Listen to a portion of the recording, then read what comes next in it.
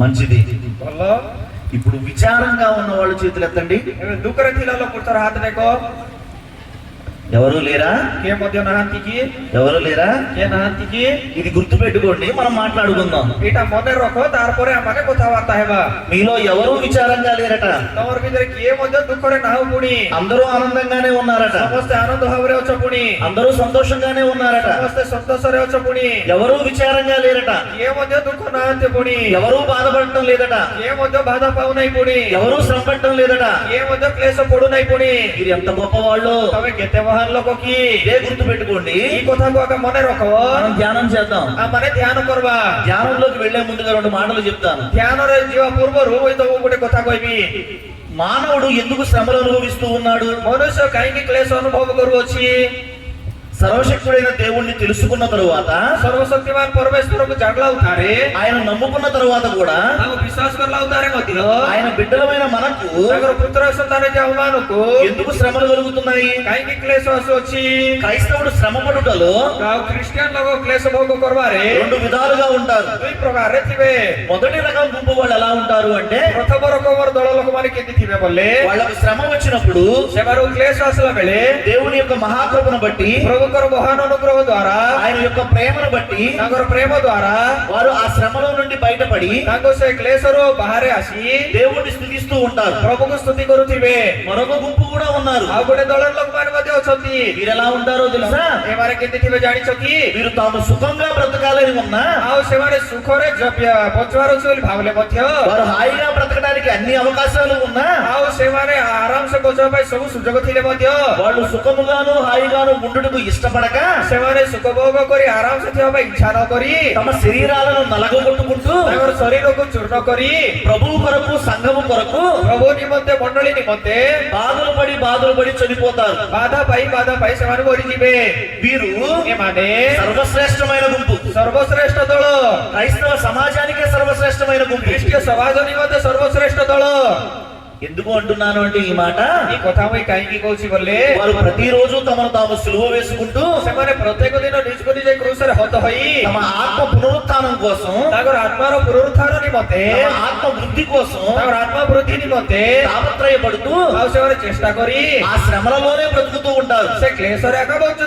ఆ శ్రమలలోనే నివసిస్తూ ఉంటారు. ఆ శ్రమలలో నుండి బయటకు రావడానికి ఇష్టపడరు. ఇచ్చా కొరమేనాయి శ్రమలు అనుభవించడంలోనే ఆనందపడుతూ ఉంటారు. క్లేశ అనుభవం కొరవారే ఆనంద లాగుతీవో. ఇప్పుడు వాక్య ధ్యానంలోనికి వెళదాము. మూలవాక్యంగా మూలవాక్య భావరే ఆమోస్ గ్రంథము, ఆమోస పుస్తకం 6వ అధ్యాయము 6వ పర్వ మొదటి వచనం చదువుకుందాం. ఏకపదమైన పాఠ కొరవా తీయండి.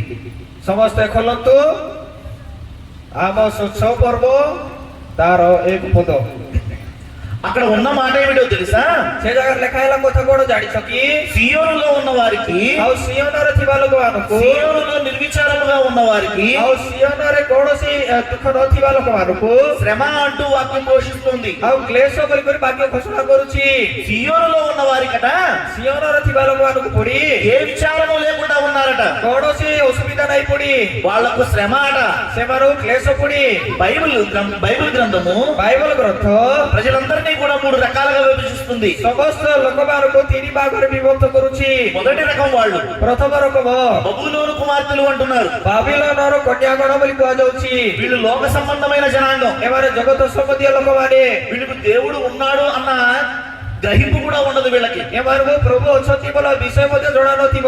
అరే దేవుడు అనేవాడు ఒకడు ఉన్నాడు, ప్రభు బలవాలకు జోడే వచ్చి మనల్ని చూస్తూ ఉన్నాడు, మనల్ని ଦେଖୁଛନ୍ତି, మనం చేసిన తప్పులకు మనల్ని శిక్షిస్తాడు, మనక కొరల భూల్ ద్వారా మనకు దండ దేవే అన్న స్పృహ ఏమీ లేకుండా హేతు చతుర్నో థాయి ఈ జీవితం నాది, ఈ జీవన మోర్ట నాకు నచ్చినట్లుగా నేను బ్రతుకుతాను, మోత ఇచ్చలాగల పరిమై పౌచివి, నాకు నచ్చినట్లుగా నేను స్వేచ్ఛగా ఉంటాను, మోత ఇచ్చలాగల పరిమై థివి. తనకు నచ్చినట్లుగా తన జీవితాన్ని ఎంజాయ్ చేసే గుంపు వాళ్ళు. వీళ్ళను బబులోను కుమార్తెలు అన్నారు.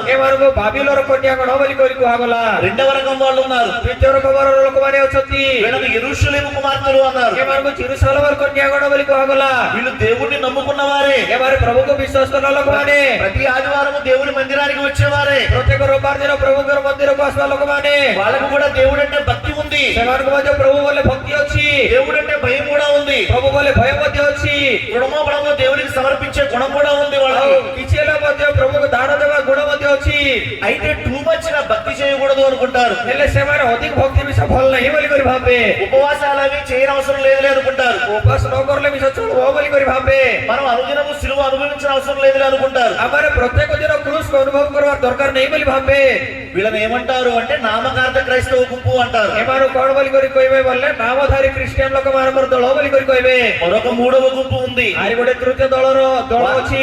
వాళ్ళను సియోను కుమార్తెలు అన్నారు. ସେମାନଙ୍କୁ ସିయోନର କନ୍ୟାଗଣ ବୋଲି କହିଛନ୍ତି। అంటే వధువు సంఘము, ଅର୍ଥାତ୍ କନ୍ୟାକ ମଣ୍ଡଳୀ, రాకడ సంఘము, ఆగమనର ମଣ୍ଡଳୀ, ఎత్తబడే సంఘము. నీత ହେବା ମଣ୍ଡଳୀ। వీరు భక్తి చేస్తూ ఉంటారు. ଏମାନେ ଭକ୍ତି କରୁଥିବେ। వీరు దేవుణ్ణి చూడాలి అన్న ఆశ ఉంటుంది వీళ్ళకి. ଏମାନଙ୍କୁ ପ୍ରଭୁକୁ ଦେଖିବାର ଭଲ ଆଶା ଥିବ ସେମାନଙ୍କୁ। దేవుడితో కలిసి సహవాసం చేయాలనుకుంటారు. ପ୍ରଭୁଙ୍କ ସହିତ ମିଶିକରି ସହବାସ କରିବାର ଅଛି ବୋଲି ଭାବେ। అందుకని అత్యధిక సమయం సన్నిధిలో గడుపుతారు. ସେଥିପାଇଁ ଅଧିକାଂଶ ସମୟ ସେମାନେ ସନ୍ନିଧିରେ ବ୍ୟତୀତ କରିବେ। ఉపవాసాలతో శరీరాన్ని నలగొట్టుకుంటారు. ଉପବାସ ଦ୍ୱାରା ନିଜର ଶରୀରକୁ ଚୂର୍ଣ୍ଣ କରିବେ। జాగారాల పేట నిద్ర లేకుండా దేవుడి సన్నిధిలో గడుపుతూ ఉంటారు. ସେମାନେ ନିଦ୍ରା ନ ଯାଇକରି ରାତି ସାରା ମଧ୍ୟ ପ୍ରଭୁଙ୍କର ଆରାଧନା କରିବେ। వీళ్ళు సర్వశ్రేష్టమైన గుంపు. ଏମାନେ ସର୍ବଶ୍ରେଷ୍ଠ ଦଳର ଲୋକମାନେ। ఎవరు అంటే సియోను కుమార్తెలు. ଏମାନେ କିଏ ବୋଲେ ସିయోନର କନ୍ୟାଗଣ। ఇప్పుడు వాక్యంలోనికి రండి. ଏବେ ବାକ୍ୟ ଭିତରକୁ ଆସ। వాక్యం ఏమంటుందో తెలుసా? ବାକ୍ୟ କଣ କହୁଛି ଜାଣିଛ କି? సియోనులో ఉన్న వారి కట ସିయోନସ୍ଥ ଲୋକମାନଙ୍କୁ ପୁଣି వాళ్ళు ఎలా ఉండాలో చెప్తుంది వాక్యం. ସେମାନେ କେତେ ଥିବାର ଅଛି ବୋଲି ବାକ୍ୟ କହୁଛି। ఒకవేళ నీవు కనుక సియోను గుంపులో కనుక ఉన్నట్లయితే, ଯଦି ତମେ ମାନେ ସିయోନର ଦଳରେ ଥିଲେ, నీవు నిర్విచారంగా ఉన్నట్లయితే, ତମେ ଯଦି ଦୁଃଖରେ ନଥିଲେ, అంటే ఏ విచారం లేకుండా నువ్వు ఉన్నట్లయితే, ବୋଲେ କୌଣସି ଦୁଃଖ ଯଦି ତମ ଠାରେ ନାହିଁ ବୋଲେ నీకు శ్రమ అట. ତମକୁ କ୍ଲେଶ ପୁଣି। ఇప్పుడు మీరు చెప్పండి, ଏବେ ତମେ କୁହ ఈ మూడు గుంపులలో ଏ ତିନିଟା ଦଳରେ మీరు ఏ గుంపులో ఉన్నారు? ତମେ କୋଉ ଦଳରେ ଅଛ? బైబిల్ మిషన్ విశ్వాసులుగా ବାଇବଲ ବିଷୟରେ ବିଶ୍ୱାସୀ ଭାବରେ మనం ఏ గుంపులో ఉండాలి? ଆମର କୋଉ ଦଳରେ ଥିବାର ଅଛି? మనకు సియోను గుంపు కదా, ଆମର ତ ସିయోନର ଦଳ ନେଇକି, మనం ఎత్తబడే సంఘము కదా, ଆମ ନୀତ ହେବା ମଣ୍ଡଳୀ ନେଇକି, అందుకు తగినట్లుగా భక్తి చేస్తూ ఉన్నాం కదా. ସେଥିପାଇଁ ଯଥେଷ୍ଟ ଭକ୍ତି କରୁଅଛୁ ନେଇକି। మరి నువ్వు సియోను గుంపులో ఉండగా ହେଲେ ତମେ ଯଦି ସିయోନର ଦଳରେ ଥିଲେ, నువ్వు ఎలా ఉండాలట? ତମେ କି ପ୍ରକାର ଥିବାର ଅଛି ପୁଣି? నువ్వు నిర్విచారంగా ఉంటే నీకు శ్రమ అట. ଆଉ ତମେ ଦୁଃଖରେ ନଥିଲେ ତମକୁ ଦୁଃଖ ଆଗ ଆସିବ ପୁଣି। ఏ విచారము లేకుండా ఉంటే నీకు శ్రమ అట. କୌଣସି ଦୁଃଖ ନଥିଲେ ତମକୁ ଦୁଃଖ ଆସିବ ପୁଣି। అంటే అర్థం ఏంటో తెలుసా? ହେଲେ ତାର ଅର୍ଥ କଣ ଜାଣିଛ କି? మీరు ఎల్లప్పుడూ విచారిస్తూ ఉండాలట. ତମେ ସଦାବେଳେ ଦୁଃଖ ପାଉଥିବାର ଅଛି ପୁଣି। మీరు ఎల్లప్పుడూ శ్రమలు అనుభవిస్తూ ఉండాలట. ତମେ ସଦାବେଳେ କ୍ଲେଶ ଅନୁଭବ କରୁଥିବାର ଅଛି ପୁଣି। మొదట్లో నేను ఇందాక ప్రశ్న అడిగాను చూడండి, ପ୍ରଥମର ମୁଇଁ ତମକୁ ଗୋଟେ ପ୍ରଶ୍ନ ପଚାରିଲି ନେଇକି, అందరూ బాగున్నారా అని. ସମସ୍ତେ ଭଲ ଅଛନ୍ତି ବୋଲି అందరూ చేతులు ఎత్తారు. ସମସ୍ତେ ହାତ ଦେଖିଲ। విచారంగా ఉన్నారా అని అడిగితే ଦୁଃଖରେ ଅଛନ୍ତି ବୋଲି ପଚାରିଲାରୁ ఒకరు కూడా చేయత్తలేదు. କିଏ ମଧ୍ୟ ହାତ ଦେଖିଲ ନାହିଁ। మరి మీరు సియోను గుంపులో ఉన్నవారేనా? ହେଲେ ତମେ ଏବେ ସିయోନର ଦଳରେ ଥିଲା ଲୋକମାନେ ଆଗାକି సియోను గుంపులో ఉన్నవారైతే ସିయోନର ଦଳର ଲୋକମାନେ ହେଇଥିଲେ, మీరు విచారిస్తూ ఉండాలి. ତମେ ଦୁଃଖ ପାଉଥିବାର ଅଛି। ଏବେ మీరు ఏడుస్తూ కన్నీరు గారుస్తూ ఉండాలి. ତମେ ଏବେ କାନ୍ଦି କାନ୍ଦି ଥିବାର ଅଛି। మరలా అడుగుతున్నారు ప్రశ్న, ଏବେ ଆହୁରି ଗୋଟେ ତମକୁ ପ୍ରଶ୍ନ పଚାରୁଛି। ఇప్పటికన్నా సరి అయిన సమాధానం చెప్పండి. ଏବେ ହେଲେ ତମେ ଠିକ ଉତ୍ତର ଦିଅ। చేతులు ఎత్తి మరీ చెప్పండి. ହାତ ଟେକି କରି ତମେ ଗୋଟେ ଉତ୍ତର ଦେବାର ଅଛି। విచారిస్తున్న వారంతా చేతులు ఎత్తండి. ହେଲେ ଦୁଃଖ ପାଇବା ଲୋକମାନେ ସମସ୍ତେ ଗୋଟେ ଥର ହାତ ଟେକିବ କି?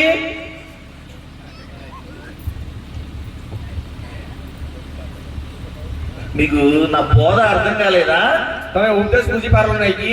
నా బాధ అర్థం కాలేదా? ମୋର ବାଧା ତମେ ବୁଝିପାରୁନ କି? నా బోధ నా బాధ అర్థం కాకపోతే ఎలాగా? ମୋର ଉଦ୍ଦେଶ୍ୟରେ ମୋର ବାଧା ତମେ ବୁଝି ନ ପାରିଲେ କେମିତି? రేపు రాకడలో ఎత్తబడాలి అన్న ఆశ కలిగిన వాళ్ళు చేతులు ఎత్తండి. କାଲିକୁ ଆଗମନର ଗୀତ ହେବାର ଅଛି ବୋଲି ଆଶା ଥିବା ଲୋକମାନେ ହାତ ଦେଖ। మీకు ఉండాల్సిన లక్షణం ఏంటో తెలుసా? ତମର ଭିତରେ ଥିବା ଲକ୍ଷଣ କଣ ଜାଣିଛ କି? మీరు విచారిస్తూ ఉండాలి, ତମେ ଦୁଃଖ ପାଉଥିବାର ଅଛି, ఏడుస్తూ ఉండాలి, ଥିବାର ଅଛି, శ్రమలు అనుభవిస్తూ ఉండాలి.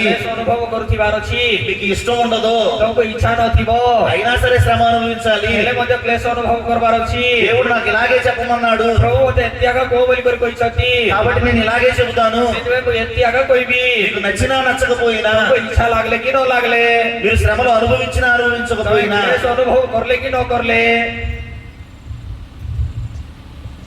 అర్థమైందా? అర్థం కాలేదా? ବୁଝିପାରିଲ କି ନାହିଁ?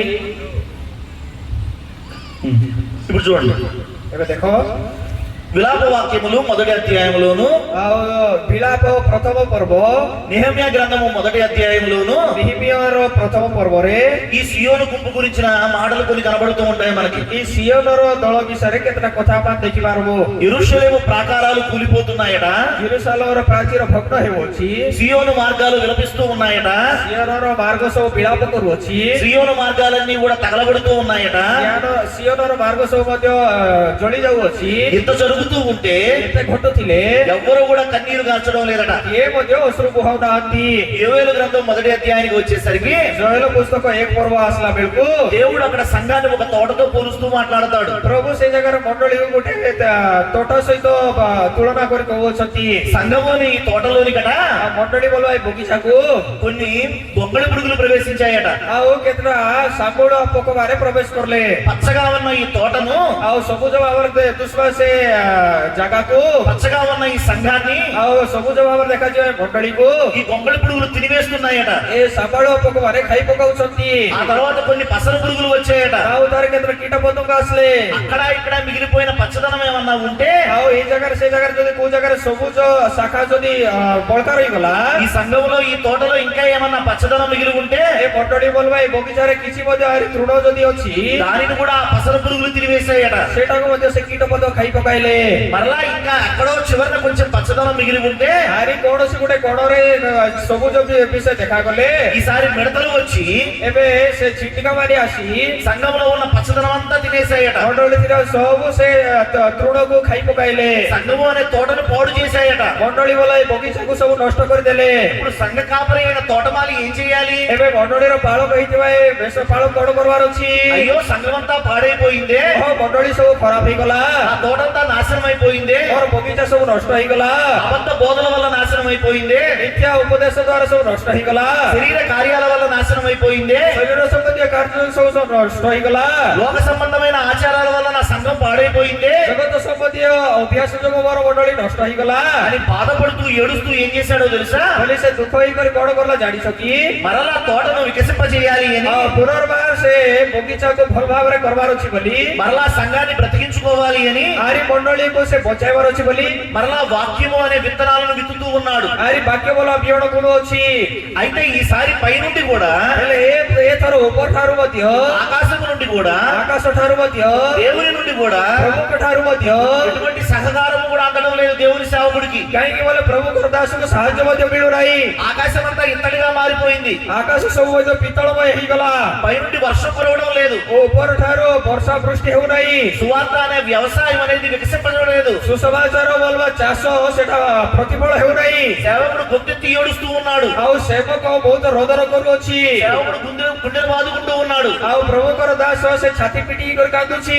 అయ్యో మరలా నేను సంఘాన్ని కట్టాలి, ଓହୋ ମୁଁ ଆରି ଥର ମଣ୍ଡଳୀକୁ ନିର୍ମାଣ କରବାର ଅଛି, మరలా సంఘాన్ని వృద్ధి చేయాలి, ଆରି ଥର ମଣ୍ଡଳୀକୁ ବୃଦ୍ଧି କରବାର ଅଛି, అయితే పైనుండి నాకు సహకారం రావడం లేదు, ହେଲେ ଉର୍ଦ୍ଧ ଠାରୁ ମଧ୍ୟ ସାହାଯ୍ୟ ମିଳୁନାହିଁ। సంఘం చూస్తేనేమో పాడైపోతూ ఉంది, ମଣ୍ଡଳୀ ଦେଖିବାକୁ ଗଲେ ନଷ୍ଟ ହେଇଯାଉଛି, నేను ఎంతగా ప్రయాసపడినా ఫలితం ఉండడం లేదు ମୁଁ ଯେତେ କଷ୍ଟ ପଡିଲେ ମଧ୍ୟ ତାର ପ୍ରତିଫଳ ମିଳୁନାହିଁ అని అంతగా బాధపడుతూ ఏడుస్తూ ఉంటే, ବୋଲି ଏତେ ଦୁଃଖ ପାଇକରି ଯଦି ସେ କାନ୍ଦୁଥିଲେ, సేవకుడికి సహకారంగా ଆଉ ପ୍ରଭୁଙ୍କର ଦାସର ସାହାଯ୍ୟକାରୀ ଭାବରେ ఊర్లో ఉన్న పశువులు సైతం ఉపవాసం ఉండి మరి ఏడుస్తూ ఉంటే, ଆରି ଗାଁରେ ଥିଲା ପଶୁମାନଙ୍କର ସହିତ ଉପବାସ ରହିକରି କାନ୍ଦୁଥିଲେ, కానీ సేవకుడి సంఘ బిడ్డలు ఉన్నారు చూడండి, ଆଉ ସେ ମଣ୍ଡଳୀର ମେଷପଲମା ଥିବେ ଦେଖନ୍ତୁ, సేవకుడి యొక్క సంఘ విశ్వాసులు ఉన్నారు చూడండి, ଆଉ ସେ ସେବକର ମଣ୍ଡଳର ବିଶ୍ୱାସୀ ମାନେ ଥିବେ ଦେଖନ୍ତୁ, అంటే ఎవరో కాదు మీరే ఉన్నారు చూడండి. ବୋଲେ କିଏ ନାହିଁ ତମେ ଆଗ ବୋଲିକରି ଭାବ, మీరు కించిత్తు బాధ లేకుండా, ତମକୁ ଟିକେ ମଧ୍ୟ ଦୁଃଖ ନ ଲାଗି, ఓ కన్నీటి పట్టు కాచకుండా, ଗୋଟେ ଆସୁର ଟୋପା ମଧ୍ୟ ନ ଛରି, మీరు దర్జాగా హాయిగా ఇళ్లలో బతికేస్తూ ఉన్నారు. ତମେ ଆରାମସେ ଘରେ ବସିକରି ଜୀବନ ଯାପନ କରିଦଉଛ।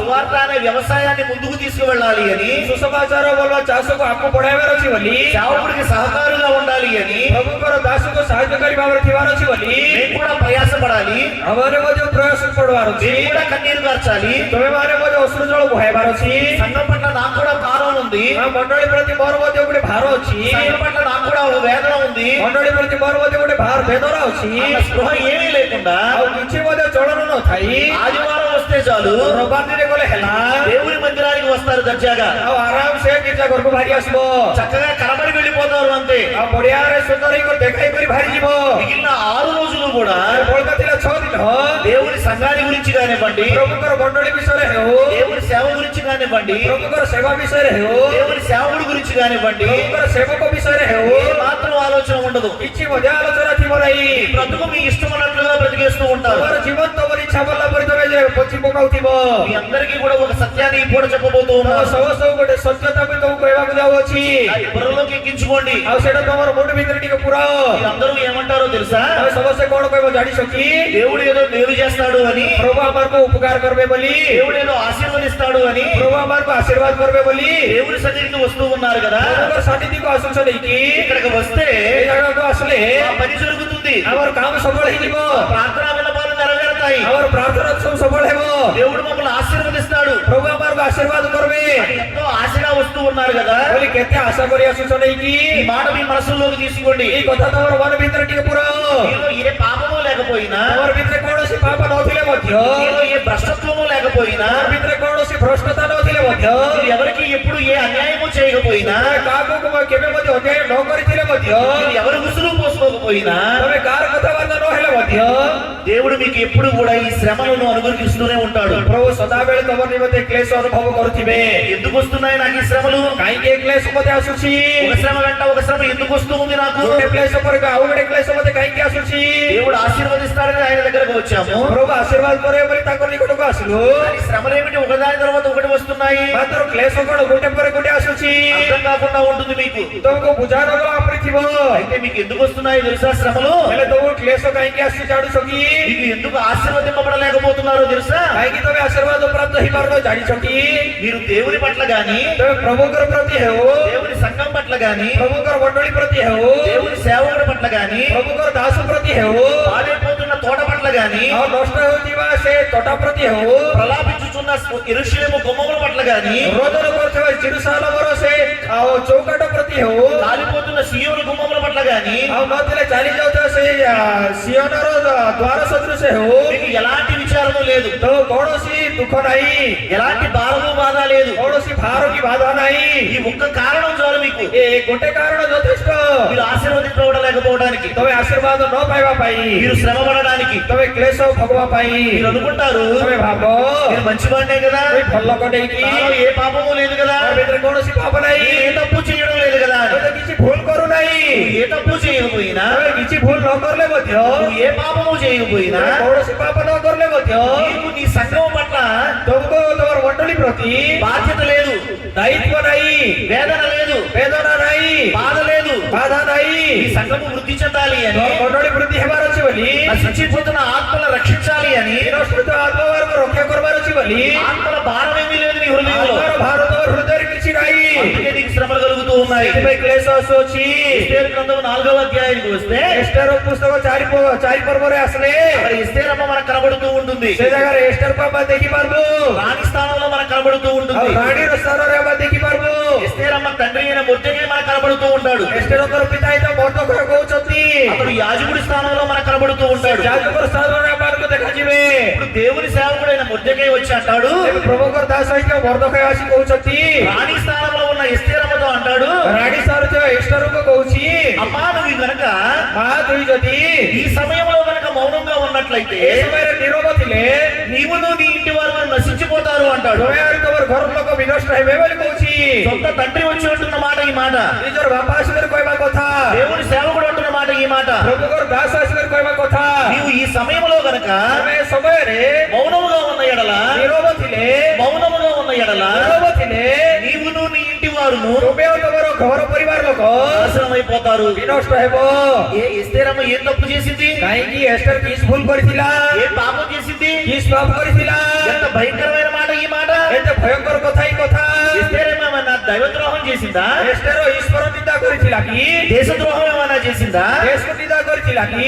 పాపం ఏమైనా చేసిందా ପାପ କିଛି କରିଥିଲା କି ఏమీ లేదు కదా କିଛି ତ କରିନଥିଲା ఎస్తేరమ్మ పరిశుద్ధురాలు కదా ଏଷ୍ଟର ଦେଖିବାକୁ ଗଲେ ପବିତ୍ର ଲୋକ భక్తురాలు కదా ଭକ୍ତ ଲୋକ తన దగ్గర ఉన్న పరివారికి సైతం ତାଙ୍କ ନିକଟରେ ଥିଲା କାମ କରିବା ଲୋକମାନଙ୍କ ସହିତ ఉపవాస ప్రార్థనలో నడిపిన ଉପବାସ ପ୍ରାର୍ଥନାରେ ଚଳେଇଥିବା గొప్ప ప్రార్థనా పరురాలు కదా ମହାନ ପ୍ରାର୍ଥନାକାରୀ ଥିଲେ ନାହିଁ କି అలాంటి ఎస్తేరమ్మ దగ్గర కనుక వచ్చి এই প্রকার এস্টেরଙ୍କ নিকটକୁ আসি నీవును నీ తండ్రి ఇంటి వారు నాశనం అయిపోతారంటున్నాడు. ତୋର ଘର ପରିବାର ଲୋକ ସମସ୍ତେ ବିନଷ୍ଟ ହେବେ ବୋଲି କହୁଛି। ఈ సమయంలో మౌనంగా ఉంటేనట এই ସମୟରେ ଚୁପଚାପ ଥିଲେ ପଡି ఇంతకీ విషయం ఏంటో తెలుసా? ଏଥିରେ ବିଷୟ କଣ ଜାଣିଛ କି? ఆ దేశపు చక్రవర్తి ସେ దేశର ଚକ୍ରବର୍ତ୍ତୀ 127 దేశాలలో ఉన్న 127 ଦେଶରେ ଥିବା చెదరిపోయి ఉన్న యూదులందరినీ కూడా ଛିନ୍ନ ଭିନ୍ନ ହେଇଥିବା ଚିରୁଥିବାର ସମସ୍ତଙ୍କୁ ମଧ୍ୟ ఒక్క రోజులో చంపమని ఆజ్ఞ ఇచ్చాడు. ଆଉ ଗୋଟେ ଦିନରେ ମରାଇ ଦିଅ ବୋଲି କରି ଆଜ୍ଞା ଦେଇଥିଲା। రాజు చంపమని ఆజ్ఞ ఇస్తే ରାଜା ହତ୍ୟା କର ବୋଲି ଆଜ୍ଞା ଦେଲେ రాణి ఏం చెయ్యాలి? ରାଣୀ କଣ କରିବାର ଅଛି? అడ్డుపడాలి కదా, ଆଉ ସେ ତ ଅଟକାଇବାର ଥିଲା ନାଇଁ କି? తన జాతి వారిని ఆదుకోవాలి కదా, ତାଙ୍କର ଜାତିର ଲୋକମାନଙ୍କୁ ସେ କହିବାର ଥିଲା ନାଇଁ କି? తన సంఘ బిడ్డల్ని కాపాడుకోవాలి కదా. ତାଙ୍କର ମଣ୍ଡଳୀର ଲୋକମାନଙ୍କୁ ସେ ରକ୍ଷା କରିବାର ନଥିଲା କି? కానీ ఎస్తేరమ్మ ఏం చేసిందో తెలుసా? ମାତ୍ର ଏଷ୍ଟେରମା କଣ କରିଲା ଜାଣିଛ କି? నేను రాణి స్థానంలో ఉన్నాను కదా, ହୁଏ ତ ରାଣୀର ସ୍ଥାନରେ ଅଛି ନାଇଁ କି? నా మీద ఏగ కూడా వాళ్ళదు కదా, ଆଉ ମୋର ଉପରେ ତ ବାଛି ମଧ୍ୟ ଆସିକରି ବସି ପାରିବ ନାହିଁ। నా మీద ఎవరు కత్తి కూడా ఎత్తరు కదా, ମୋର ବିରୁଦ୍ଧରେ କିଏ ଖଟା ମଧ୍ୟ ଟେକି ପାରିବ ନାହିଁ। నేను బాగానే ఉన్నాను అనుకుంది. ହୁଏ ତ ଠିକ ଅଛି ବୋଲି କରି ଭାବଲା। కానీ ఆవిడ జాతి ఏమైపోతుందో అన్న స్పృహ లేదు ఆవిడకి. ମାତ୍ର ତାଙ୍କର ଲୋକମାନେ କଣ ହେଇଯିବେ ବୋଲ ଆଲୋଚନା ତାଙ୍କର ଥିଲା। ఆవిడ సంఘం ఏమైపోతుందో అన్న స్పృహ లేదు ఆవిడకి. ତାଙ୍କର ମଣ୍ଡଳୀ କଣ ହେଇଯିବ ବୋଲ ଆଲୋଚନା ତାଙ୍କର ଥିଲା। అందుకే సంఘ సేవకుడైన మొర్దెకై వచ్చి అంటున్నాడు, ସେଥିପାଇଁ ମଣ୍ଡଳୀର ସେବକ ହେଇଥିବ ବନ୍ଧକ ଆସିକରି କହୁଛି, అమ్మా నీకు గనక ହେ ମା ତୁମେ ଯଦି ఈ సమయంలో సహాయం చేయకపోతే ଏ ସମୟରେ ସାହାଯ୍ୟ ନ କଲେ దేవుడు ఎవరి ద్వారానైనా ପ୍ରଭୁ ଯାର ସାରରେ ହେଲେ ମଧ୍ୟ సహాయం చేయించుకోగలడు, ସାହାଯ୍ୟ କରାଇ ପାରିବେ। తన పని తాను చేయించుకోగలడు. ତାଙ୍କର କାମ ସେ କରାଇ ପାରିବେ। కానీ దేవుడు నిన్ను ఈ స్థానంలో ఉంచాడు కనుక ତାଙ୍କର ପ୍ରଭୁ ତମକୁ ଏ ସ୍ଥାନରେ ରଖିବା ଦ୍ୱାରା ఇప్పుడు నువ్వు మౌనంగా ఉండడం సబబు కాదు. ଏବେ ତମେ ନିରବ ରହିଥିବାଟା ଉଚିତ ନୁହେଁ। అలా ఉంటే కనుక ଏ ପ୍ରକାର ତମେ ଯଦି ଥିଲେ నువ్వు నశించిపోతావని ତମେ ବିନଷ୍ଟ ହେବ ବୋଲି బుద్ధి చెప్పడం చేత ବୁଦ୍ଧି କହିବା ସହିତ ఇస్తేరమ్మ ఏం చేసిందో తెలుసా? ଏଷ୍ଟେରମା କଣ କରିଲା ଜାଣିଛ କି? తన జాతి మొత్తాన్ని, ତାଙ୍କର ସମସ୍ତ ଜାତିର ଲୋକମାନଙ୍କୁ తన సంఘ బిడ్డలందరినీ కూడా ତାଙ୍କର ମଣ୍ଡଳୀର ଲୋକମାନଙ୍କୁ కాపాడుకోగలిగింది. ରକ୍ଷା କରି ପାରିଲା। నీటి ప్రార్థన చేసి ଅସ୍ତ୍ର ଜଳ ସହିତ ପ୍ରାର୍ଥନା କରି ఉపవాసం ఉండి ଉପବାସ କରି రాజు ఎదుటకు వెళ్లి, ରାଜା ନିକଟକୁ ଯାଇ దేవుని ఎదుటకు వెళ్లి, ପ୍ରଭୁଙ୍କ ନିକଟକୁ ଯାଇ రాజు పాదాల మీద పడి, ରାଜାର ପାଦ ତଳେ ପଡି దేవుని పాదాల మీద పడి ପ୍ରଭୁଙ୍କର ପାଦ ତଳେ ପଡି తన సంఘ బిడ్డలను రక్షించుకుంది. ତାଙ୍କର ମଣ୍ଡଳୀର ଲୋକମାନଙ୍କୁ ରକ୍ଷା କରି ପାରିଲା। మీరు కూడా అలాగే ఉండాలి అని నేను చెప్పేది. ତମେ ମଧ୍ୟ ଏ ପ୍ରକାର ଖାଅ ବୋଲି କରି ବୋଲି କହୁଛି। మీరు కూడా మీ సంఘాన్ని రక్షించుకోవాలి, ତମେ ମଧ୍ୟ ତୋର ମଣ୍ଡଳୀକୁ ରକ୍ଷା କରିବାର ଅଛି। మీ సంఘాన్ని వృద్ధి చేసుకోవాలి, ତୋର ମଣ୍ଡଳୀକୁ ବୃଦ୍ଧି କରିବାର ଅଛି। మీ సంఘానికి చుట్టూ కంచెలాగా మీరే ఉండాలి. ତୋର ମଣ୍ଡଳୀ ଚାରିଆଡେ ଗୋଟେ ବାଣ ସଦୃଶ ତମେ ଥିବାର ଅଛି। సంఘానికి ఎప్పుడు ఏ సమస్య వచ్చినా ମଣ୍ଡଳୀକୁ ଯେକୌଣସି ସମୟରେ ଯେକୌଣସି ସମସ୍ୟା ଆସିଲେ ମଧ୍ୟ సంఘ సేవకుడి తరపున మీరు ఉండాలి. ମଣ୍ଡଳୀର ସେବକ ତରଫରେ ତମେ ଥିବାର ଅଛି। పాస్టర్ గారంటే నేను మీకు తోడుగా ఉన్నాను అన్న ధైర్యం మీరు ఇవ్వగలగాలి. ପାଷ୍ଟର ବାବୁ ଏଇ ତମର ସହିତ ଅଛି ବୋଲି କରି ସାହସ ଦେଇ ପାରିବା, କଥା କହି ପାରିବାର ଅଛି। అలాంటి ధైర్యం మీరు ఇవ్వలేకపోతే ଏ ପ୍ରକାର ସାହସ ଯଦି ତମେ ଦେଇ ନ ପାରିଲେ మీరు సంఘంలో ఉండి ఏంటి ప్రయోజనం? ତମେ ଆରେ ମଣ୍ଡଳୀରେ ଥାଇକରି କି ଲାଭ? భక్తి చేసి ఏంటి ప్రయోజనం? ଆଉ ଏତେ ଭକ୍ତି କରି କଣ ଲାଭ? నీ సంఘ బాధ్యత నీదే, ତମର ମଣ୍ଡଳୀର ଦାୟିତ୍ୱ ତମର, నీ సంఘ భారం నీదే. ତମର ମଣ୍ଡଳୀର ଭାର ତମର, నీ సంఘం కోసం ప్రతిరోజు కన్నీరు కార్చాలి. ତମର ମଣ୍ଡଳୀ ମଧ୍ୟ ପ୍ରତ୍ୟେକ ଦିନ ତମେ ଆସୁ ବହାଇବାର ଅଛି। ఎంతసేపు నీ భర్త కోసము నీ పిల్లల కోసము కాదు, ଆଉ సదాବେଳେ କେବେ ଦେଖିଲେ ବି ତମର ସ୍ୱାମୀ ମଧ୍ୟ ତୋର ପୋଷିଟି ମଧ୍ୟ ନାହିଁ, వారి భవిష్యత్తు కోసము వారి ఆరోగ్యాల కోసము కాదు, ତାର ଭବିଷ୍ୟତ ମଧ୍ୟ ତାଙ୍କର ସ୍ୱାସ୍ଥ୍ୟ ମଧ୍ୟ ନାହିଁ। నీ సంఘం కోసం ఏడవడం నేర్చుకో. ତୋର ମଣ୍ଡଳୀ ପାଇଁ କାନ୍ଦବାଟା ଶିଖ। ఒకసారి దావీదు భక్తుని కూడా చూడు. ଥରେ ଦାଉଦ ଭକ୍ତକୁ ମଧ୍ୟ ଦେଖ। ఒక భక్తుడి హృదయం ఎలా ఉండాలో తెలుస్తుంది మనకి. ଗୋଟେ ଭକ୍ତ ଲୋକର ହୃଦୟ କେତେ ଥିବ ତମେ ଜାଣିପାରିବ। రెండవ సమూయేలు గ్రంథం ଦ୍ୱିତୀୟ ସମୂଏଲ 2వ అధ్యాయము లేదా 1వ అధ్యాయం కనుక మనం చూస్తూ ఉన్నట్లయితే ଥିଲେ 2 ପର୍ବ ଭାବରେ ଦେଖିଲେ దావీదు భక్తుడు కొండ ఎక్కి ఏడుస్తూ ప్రార్థన చేస్తాడు. ଦାଉଦ ପର୍ବତ ଉପରେ ଚଢି କରି ପ୍ରାର୍ଥନା କରୁଛି। ఏమని ఏడుస్తాడో తెలుసా? କଣ ବୋଲି କାନ୍ଦବ ଜାଣିଛ କି? ఏమని బాధపడుతూ ఏడుస్తాడో తెలుసా? କଣ ବୋଲି ଦୁଃଖ କରି କାନ୍ଦୁଛି ଜାଣିଛ କି? అయ్యో బలాఢ్యుడు కూలిపోయిరే అంటూ ఏడుస్తున్నాడు. ଓ ବଳବାନ ଲୋକମାନେ ତଳେ ପତିତ ହେଲେ ବୋଲି କରି କାନ୍ଦୁଛି। యెరూషలేము భూషణముగా ఉన్నవారు కూలిపోయారు అంటూ ఏడుస్తున్నాడు. ଜେରୁସାଲେମ ନିମନ୍ତେ ମୁକୁଟ ଥିବା ଲୋକମାନେ ତଳେ ପଡିଗଲେ ବୋଲି କାନ୍ଦୁଛି। ఇంతకీ ఎవరు ఈ బలాఢ్యులు? ଏଥିରେ ଏ ଶକ୍ତିଶାଳୀ ଲୋକ କିଏ? ఇశ్రాయేలీ గుంపులో, ଇସ୍ରାଏଲ ଲୋକମାନଙ୍କର ଦଳରେ అంటే దేవుని సంఘములో ପ୍ରଭୁଙ୍କର ମଣ୍ଡଳୀରେ గనులుగా ఉండవలే వారు, ମହାନ ଭାବରେ ଥିବା ଲୋକମାନେ దేవుని సేవకుడికి, ପ୍ରଭୁଙ୍କର ଦାସକୁ, దేవుని సంఘానికి ପ୍ରଭୁଙ୍କର ମଣ୍ଡଳୀକୁ సహకారులుగా ఉంటున్న వాళ్ళు, ଆଉ ସାହାଯ୍ୟକାରୀ ଭାବରେ ଥିବା ଲୋକମାନେ, సంఘానికి పరిచర్య చేస్తూ ఉన్న వాళ్ళు, ମଣ୍ଡଳୀର ପରିଚର୍ଯା କରିବା ଲୋକମାନେ, సంఘంలో పెద్దలుగా ఉంటున్న వాళ్ళు, ମଣ୍ଡଳୀର ପ୍ରାଚୀନ ଭାବରେ ଥିବା ଲୋକମାନେ వీళ్ళంతా కూడా ସମସ୍ତେ ମଧ୍ୟ సంఘానికి ମଣ୍ଡଳୀକୁ భూషణముగా ఉన్నారట. ଗୋଟେ ମୁକୁଟ ସଦୃଶ ଅଛନ୍ତି ପୁଡ଼ି, అంటే ఆభరణముగా ఉన్నారట. ବୋଲେ ଗୋଟେ ଆଭରଣ ସଦୃଶ ଅଛନ୍ତି ପୁଡ଼ି। అలాంటి వారిని చూసి ଏ ପ୍ରକାର ଲୋକମାନଙ୍କୁ ଦେଖି సంఘం ధైర్యం తెచ్చుకుంటుందట. ମଣ୍ଡଳୀ ସାହସ ପ୍ରାପ୍ତ ହେବ ପୁଡ଼ି। అలాంటి వారిని చూసి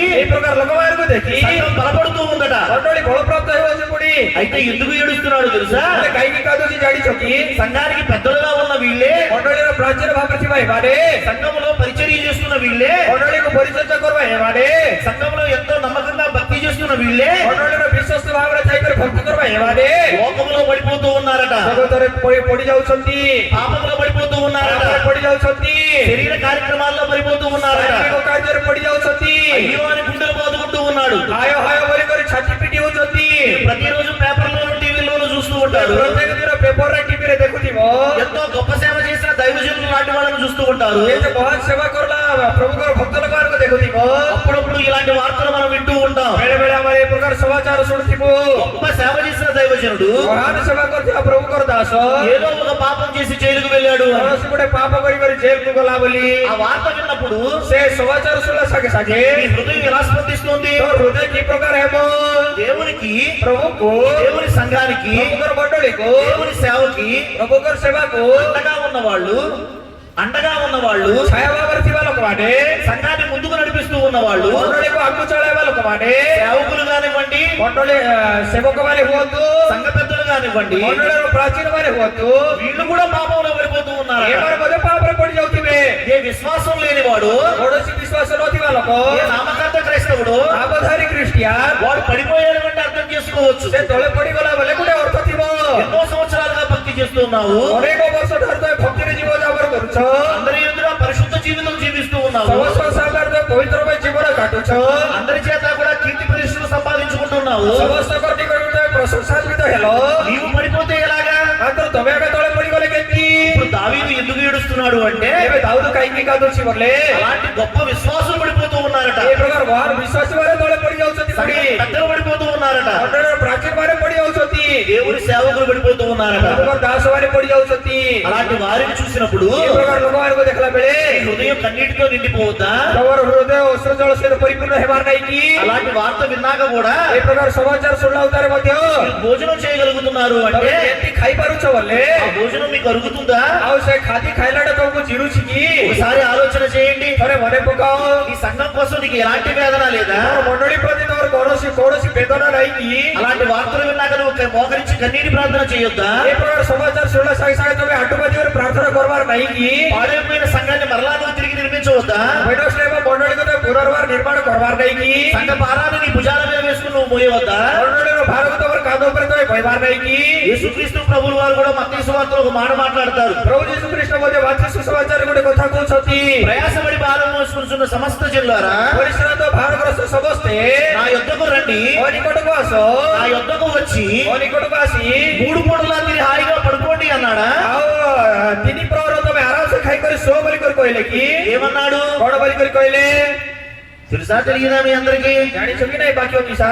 ఏమన్నాడు తెలుసా? యేసయ్య କଣ ବୋଲି କରି ପ୍ରଭୁ କହିଲେ ଜାଣିଛ କି? మీ భుజాల మీద ఉన్న కాడి నా భుజం మీద వేయండి, ଆଉ ତମର କାନ୍ଧ ଉପରେ ଥିଲା ଭାର ମୋର କାନ୍ଧ ଉପରେ ଦିଅ, నా భుజం మీద ఉన్న కాడి మీరు ఎత్తుకోండి అన్నాడు. ମୋର ଉପରେ ଥିଲା ଭାର ତମେ ବହନ କର ବୋଲି କହିଲେ। మీ భుజం మీద ఉన్న కాడి ତମର କାନ୍ଧ ଉପରେ ଥିଲା ସେ କାଉଡିକୁ, అది పాపపు కాడి, ସେଟା ପାପର କାଉଡି, ఆ పాప భారం నా భుజం మీద వేయి, ସେ ପାପର କାଉଡି ମୋର ଉପରେ ତମେ ରଖ, నేను మోసి సిలువ మరణం పొందుకుంటాను. ଆଉ ବୋଇ କରି କୃଷି ବୃତ୍ତି ଭୋଗ କରିବି।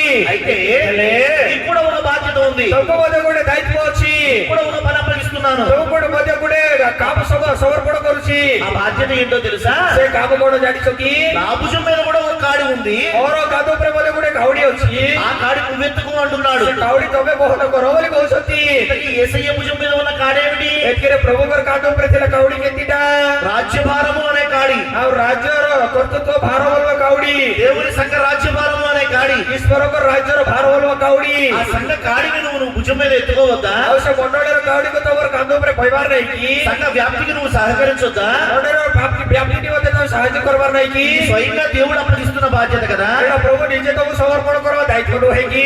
కాడి మోయని క్రైస్తవ్యం కుదరదు. ଆଉ କାଉଡି ନ ବୋହିବା ଖ୍ରୀଷ୍ଟିଆନ ବୋଲେ ଚଳିବ ନାହିଁ। కాడి మోయను అంటే కుదరదు. ଏ କାଉଡି ବୋହିବି ନାହିଁ ବୋଲେ ହେବ ନାହିଁ। నువ్వు ఆ భారం మోయాల్సిందే. ସେ ଭାର ବୋହିବାର ଅଛି ଆକା, సంఘ భారం నీ భుజాల మీదకి ఎత్తుకోవాల్సిందే. ମଣ୍ଡଳୀର ଭାର ତମେ ବୋହିବାର ଅଛି ଆକା, లేకపోతే నువ్వు క్రైస్తవుడివే కాదు. ନହେଲେ ତମେ ଖ୍ରୀଷ୍ଟିଆନ ଆକା ନାହିଁ। ఈ మాట బాగా గుర్తుపెట్టుకోండి. ଏ କଥା ତମେ ଭଲ ଭାବରେ ମନେ ରଖ। ఆదికాండ గ్రంథంలోనికి వచ్చినట్లయితే ଆଜି ପୁସ୍ତକରେ ଆମର ଦେଖିବାକୁ ଗଲେ అబ్రహాము భక్తుడు మనకు కనబడుతూ ఉంటాడు. ଅବ୍ରାହମ ଭକ୍ତମାନଙ୍କୁ ଦେଖାଯିବେ। అబ్రహాము సేవ చేస్తూ ఉన్న దినాలలో ଅବ୍ରାହମ ସେବା କରିବା ଦିନମାନଙ୍କରେ అనేక బావులు తవ్వించాడు అన్న మాట మనకు కనబడుతుంది. అనేక బావులు తవ్వించాడు అని కనబడుతుంది. ଅନେକ କୂଅମାନେ ଖୋଳାଇଲେ ଭଲ କଥା ମାନେ ଦେଖିପାରୁଛୁ। బావి త్రవ్వడం అంటే అర్థం ఏంటో తెలుసా? କୂଅକୁ ଖୋଳବାଟା ବୋଲେ ତାର ଅର୍ଥ କଣ ଜାଣିଛ କି? బావి త్రవ్వడం అంటే అర్థం ఏంటి చెప్పండి? କୂଅ ଖୋଳବାଟା ବୋଲେ ତାର ଅର୍ଥ କଣ? నీటిని సృష్టించడమా? ପାଣିକୁ ତିଆରି କରବାଟା କି? మాట అర్థమైందా? ମୋର କଥା ବୁଝିପାରୁଛ କି ନାହିଁ? ప్రశ్న అర్థమైందా? ପ୍ରଶ୍ନ ବୁଝିପାରିଲ କି ନାହିଁ? బావిని త్రవ్వడం అంటే କୂଅକୁ ଖୋଳବାଟା ବୋଲେ నీటిని కొత్తగా సృష్టించడం కాదు. ପାଣିକୁ ନୂଆରେ ତିଆରି କରବାଟା ନାହିଁ। ఆల్రెడీ నీరు భూమి లోపల ఉన్నది. ଆଉ ଆଗରୁ ଏକା ପାଣି ଭୂମି ଭିତରେ ଅଛି। భూమి పైన నువ్వు ఉన్నావు. ଆଉ ଭୂଇଁ ଉପରେ ତମେ ଅଛ। ఇప్పుడు బావిని త్రవ్వడం అంటే ଏବେ କୂଅକୁ ଖୋଳବାଟା ବୋଲେ నీకు నీటికి మధ్య ఉన్న ତମର ଆରି ପାଣି ମଧ୍ୟରେ ଥିବା మట్టి అంతటిని కూడా తీసివేయడమే. ମଝିରେ ଥିବା ମାଟିକୁ ତମେ କାଢିଦେବାଟା। నీకు నీటికి మధ్య ఉన్న మట్టి అంతా తీసివేస్తే ତମର ଆରି ପାଣିର ମଝିରେ ଥିଲା ମାଟିକୁ କାଢିଦେଲେ ఎక్కడో లోతులో ఉన్న నీరు ଆଉ କୌଣସି ଗଭୀର ସ୍ଥାନରେ ଥିବା ପାଣି చేతికి దొరుకుతుంది. ତମର ହାତକୁ ପାଇବ। నీ దాహము తీరుతుంది. ତମର ପିଆସ ମଧ୍ୟ ମିଟିବ। నీ కుటుంబ దాహము తీరుతుంది. ତମର ପରିବାରର ତୃଷା ମଧ୍ୟ ଯିବ। అనేక ఒంటెల దాహము తీరుతుంది. ଅନେକ ଅଣ୍ଡମାନଙ୍କର ତୃଷା ମଧ୍ୟ ମିଟିବ। అనేక పశువుల దాహము కూడా తీరుతుంది. ଅନେକ ପଶୁମାନଙ୍କର ତୃଷା ମଧ୍ୟ ଚାଲିଯିବ। అయితే ఫిలిస్తీయులు ఉన్నారట. ପଲିସ ମାନେ ଅଛନ୍ତି କୋଉଠି? వీళ్ళు ఏం చేశారో తెలుసా? ସେମାନେ କଣ କଲେ ଜାଣିଛ କି? ఎప్పుడైతే అబ్రహాము చనిపోయాడో ଯେତେବେଳେ ଅବ୍ରାହମ କରିଗଲେ వాళ్ళు వచ్చి ఈ బావులన్నీ కూడా మరలా మట్టితో నింపేశారట. ଆଉ ସେମାନେ ଆସିକରି ଏଇ କୂଅ ଅବ୍ରାହମ ଖୋଳେଇଲା କୂଅ ସବୁକୁ ବୋଧେ ଆରି ଭିତରେ ଢାପି ଦେଲେ ପୁଣି। అయితే ହେଲେ అబ్రహాము కొడుకు ఇస్సాకు వచ్చాడు. ଅବ୍ରାହମଙ୍କର ପୁଅ ଇସାକ ଆସିଲା। ఇస్సాకు రావడం ఆయన ఏం చేశాడో తెలుసా? ଇସାକ ଆସୁ ଆସୁ କଣ କଲା ଜାଣିଛ କି? తన తండ్రి క్రీతిని ముందుకు తీసుకువెళ్ళడానికి, ଆଉ ତାଙ୍କର ପିତାଙ୍କର କାର୍ଯ୍ୟକୁ ଆଗକୁ ବଢେଇବା ନିମନ୍ତେ, తన సంఘాన్ని ముందుకు తీసుకువెళ్ళడానికి, ତାଙ୍କର ମଣ୍ଡଳୀକୁ ଆଗକୁ ନେବା ନିମନ୍ତେ, తన తండ్రి చేసిన పరిచర్యను ముందుకు తీసుకువెళ్ళడానికి ଆଉ ସେ କରିଥିବା ପରିଚର୍ଯ୍ୟାକୁ ଆଗକୁ ନେବା ନିମନ୍ତେ మళ్ళా వచ్చి బావులు తవ్వడం మొదలు పెట్టాడు. ଆରି ଉତ୍ତର ଆସିକରି ସେ କୂଅକୁ ଖୋଳିବାଟା ଆରମ୍ଭ କରଲା। ఏమిటి ఈ బావి త్రవ్వడం అంటే? ଏ କୂଅକୁ ଖୋଳିବାଟା ବୋଲେ ତାର ଅର୍ଥ କଣ? జాగ్రత్తగా వినండి. ଜାଗ୍ରତ ଭାବରେ ଶୁଣନ୍ତୁ। యోహాను సువార్తలో యేసయ్య మాట్లాడుతూ అంటాడు, ଯୋଉନ ସୁସମାଚାରରେ ପ୍ରଭୁ କହିବ କହୁଛନ୍ତି, ఎవడైతే నా యందు విశ్వాసం ఉంచుతాడో ସେ କି ମୋ ଠାରେ ବିଶ୍ୱାସ କରେ వాని కడుపులో ଆଉ ତାଙ୍କର ଉଦରରେ జీవ జల నదులు ଜୀବନଦାୟକ ଜଳ పారును అంటాడు. ଆଉ ନିର୍ଝର ପରି ବହିବ ବୋଲି କହୁଛନ୍ତି। పుట్టును అని అనడం లేదు. ଆଉ ଜନ୍ମ ହେବ ବୋଲି କହୁନାହାନ୍ତି।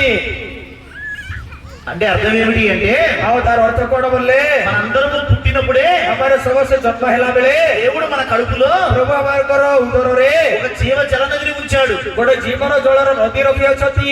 అంటే పరిశుద్ధాత్మ అభిషేకాన్ని ఉంచాడు. ବୋଲେ ପବିତ୍ର ଆତ୍ମାର ଅଭିଷେକ ରଖିଅଛନ୍ତି। నీ పుట్టుకతోనే ଆଉ ତମର ଜନ୍ମ ସହିତ నీ కడుపులోనే ତମର ଉଦରରେ పరిశుద్ధాత్మ అభిషేకం ఉంది. ପବିତ୍ର ଆତ୍ମାର ଅଭିଷେକ ଅଛି। అయితే అది నువ్వు పొందుకోలేకపోతున్నావు. ମାତ୍ର ତମେ ପାଇପାରୁନାହ। ఆ పరిశుద్ధాత్మ జలానికి, ସେ ପବିତ୍ର ଆତ୍ମାର ଜଳକୁ, ఆ అభిషేకానికి ସେ ଅଭିଷେକକୁ నీకు మధ్య ତମର ମଝିରେ మట్టి ఉంది. ମାଟି ଅଛି। లోకము అనే మట్టి, లోకము అనే మట్టి, ଜଗତ ବୋଲ ମାଟି ଅଛି। పాపము అనే మట్టి, ପାପ ବୋଲ ମାଟି ଅଛି। భక్తిహీనత అనే మట్టి. ଭକ୍ତିହୀନତା ବୋଲ ମାଟି ଅଛି। ఈ లోపల ఉన్న ଏବେ ଏଇ ଭିତରେ ଥିବା ఆ పరిశుద్ధాత్మ జలాన్ని, ଏ ପବିତ୍ର ଆତ୍ମାର ଜଳକୁ, ఆ అభిషేకాన్ని ସେ ଅଭିଷେକକୁ పొందుకోవాలంటే ପାଇବାର ଅଛି ବୋଲେ ఈ భక్తిహీనతను, ଏ ଭକ୍ତିହୀନତାକୁ, ఈ పాపాన్ని, ତୋର ପାପକୁ, ఈ మట్టి అనే లోకాన్ని ଏ ମାଟି ବୋଲ ଜଗତକୁ నువ్వు తీసివేస్తే ତମେ କାଢିଦେଲେ ఆ పరిశుద్ధాత్మ జలము ସେ ପବିତ୍ର ଆତ୍ମାର ଜଳ అందుతుంది, ତମେ ପାଇପାରିବ। దాహం తీరుస్తుంది. ଆଉ ତୋର ତୃଷା ଯିବ। అర్థమైందా? ଏବେ ବୁଝିପାରିଲ କି? ఇప్పుడు అబ్రహాము బావులు తవ్వించాడు అంటే అర్థం ఏంటో తెలుసా? ଏବେ ଅବ୍ରାହମ କୋଉମାନେ ଖୋଳେଇଲା ବୋଲେ ତାର ଅର୍ଥ କଣ ଜାଣିଛ କି?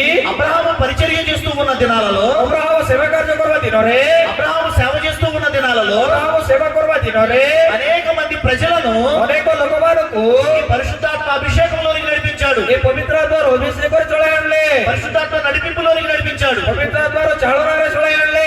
అయితే ఎప్పుడైతే అబ్రహాము చనిపోయాడో, ଯେତେବେଳେ ଅବ୍ରାହମ ମରିଗଲେ, ఎప్పుడైతే సేవకుడు పాస్టర్ గారు చనిపోయారో, ଯେତେବେଳେ ସେବକ ଆଉ ପାଷ୍ଟର ମରିଗଲେ, సాతానుకు సాదృశ్యమైనటువంటి ଆଉ ଶୈତାନର ସଦୃଶ ହେଇଥିବା ఈ ఫిలిస్తీయుల గుంపు వాళ్ళు ଏ ବଲିଷ୍ଠ ଦଳର ଲୋକମାନେ రెచ్చిపోవడం మొదలు పెట్టారు. ଆଉ ସେମାନେ ଉପରକୁ ଉଠବାଟା ଆରମ୍ଭ କଲେ। దేవుని సేవకుడు లేడు కదా, ପ୍ରଭୁଙ୍କର ଦାସ ତ ନାହିଁ। దేవుని సేవకుడు ముసలివాడైపోయాడు, ପ୍ରଭୁଙ୍କର ଦାସ ତ ବୁଢା ହେଇଗଲା। దేవుని సేవకుడు చనిపోయాడు. ପ୍ରଭୁଙ୍କର ଦାସ ତ ମରିଗଲା। ఇప్పుడు ఈ సంఘము ఒంటరిదైపోయింది. ଏବେ ମଣ୍ଡଳୀ ଏକଲା ହେଇଗଲା। ఈ తోట నాయకుడు లేకుండా అయిపోయింది. ଏ ତୋଟାର ନେତା ନଥିଲା ପରି ହେଇଗଲା। ఇదే మంచి సమయం. సమయము, ଇଟା ଏକ ଭଲ ସମୟ ఈ తోటని ఈ సంఘాన్ని నాశనం చేయాలి, ଏ ବଗିଚାକୁ ଏ ମଣ୍ଡଳୀକୁ ବିନାଶ କରିବାର ଅଛି ఈ తోటని కోకటి వేళతో సహా పెరిగి పారవేయాలి, ଏ ବଗିଚାକୁ ତାର ମୂଳ ସହିତ ଉତ୍ପାଦନ କରିବାର ଅଛି ఈ తోటని జబ్బులతో నాశనం చేయాలి, ଆଉ ଏ తోటକୁ ଜନ୍ତୁ ସହିତ ବିନଷ୍ଟ କରିବାର ଅଛି మరలా ఈ బావులన్నింటినీ కూడా పోడ్చడం, ఈ బావులన్నింటినీ కూడా మరలా పూర్తి చేశారు. ଆରି ସେ କୂଅ ସବୁକୁ ଆରି ତପି ଦେଲେ అంటే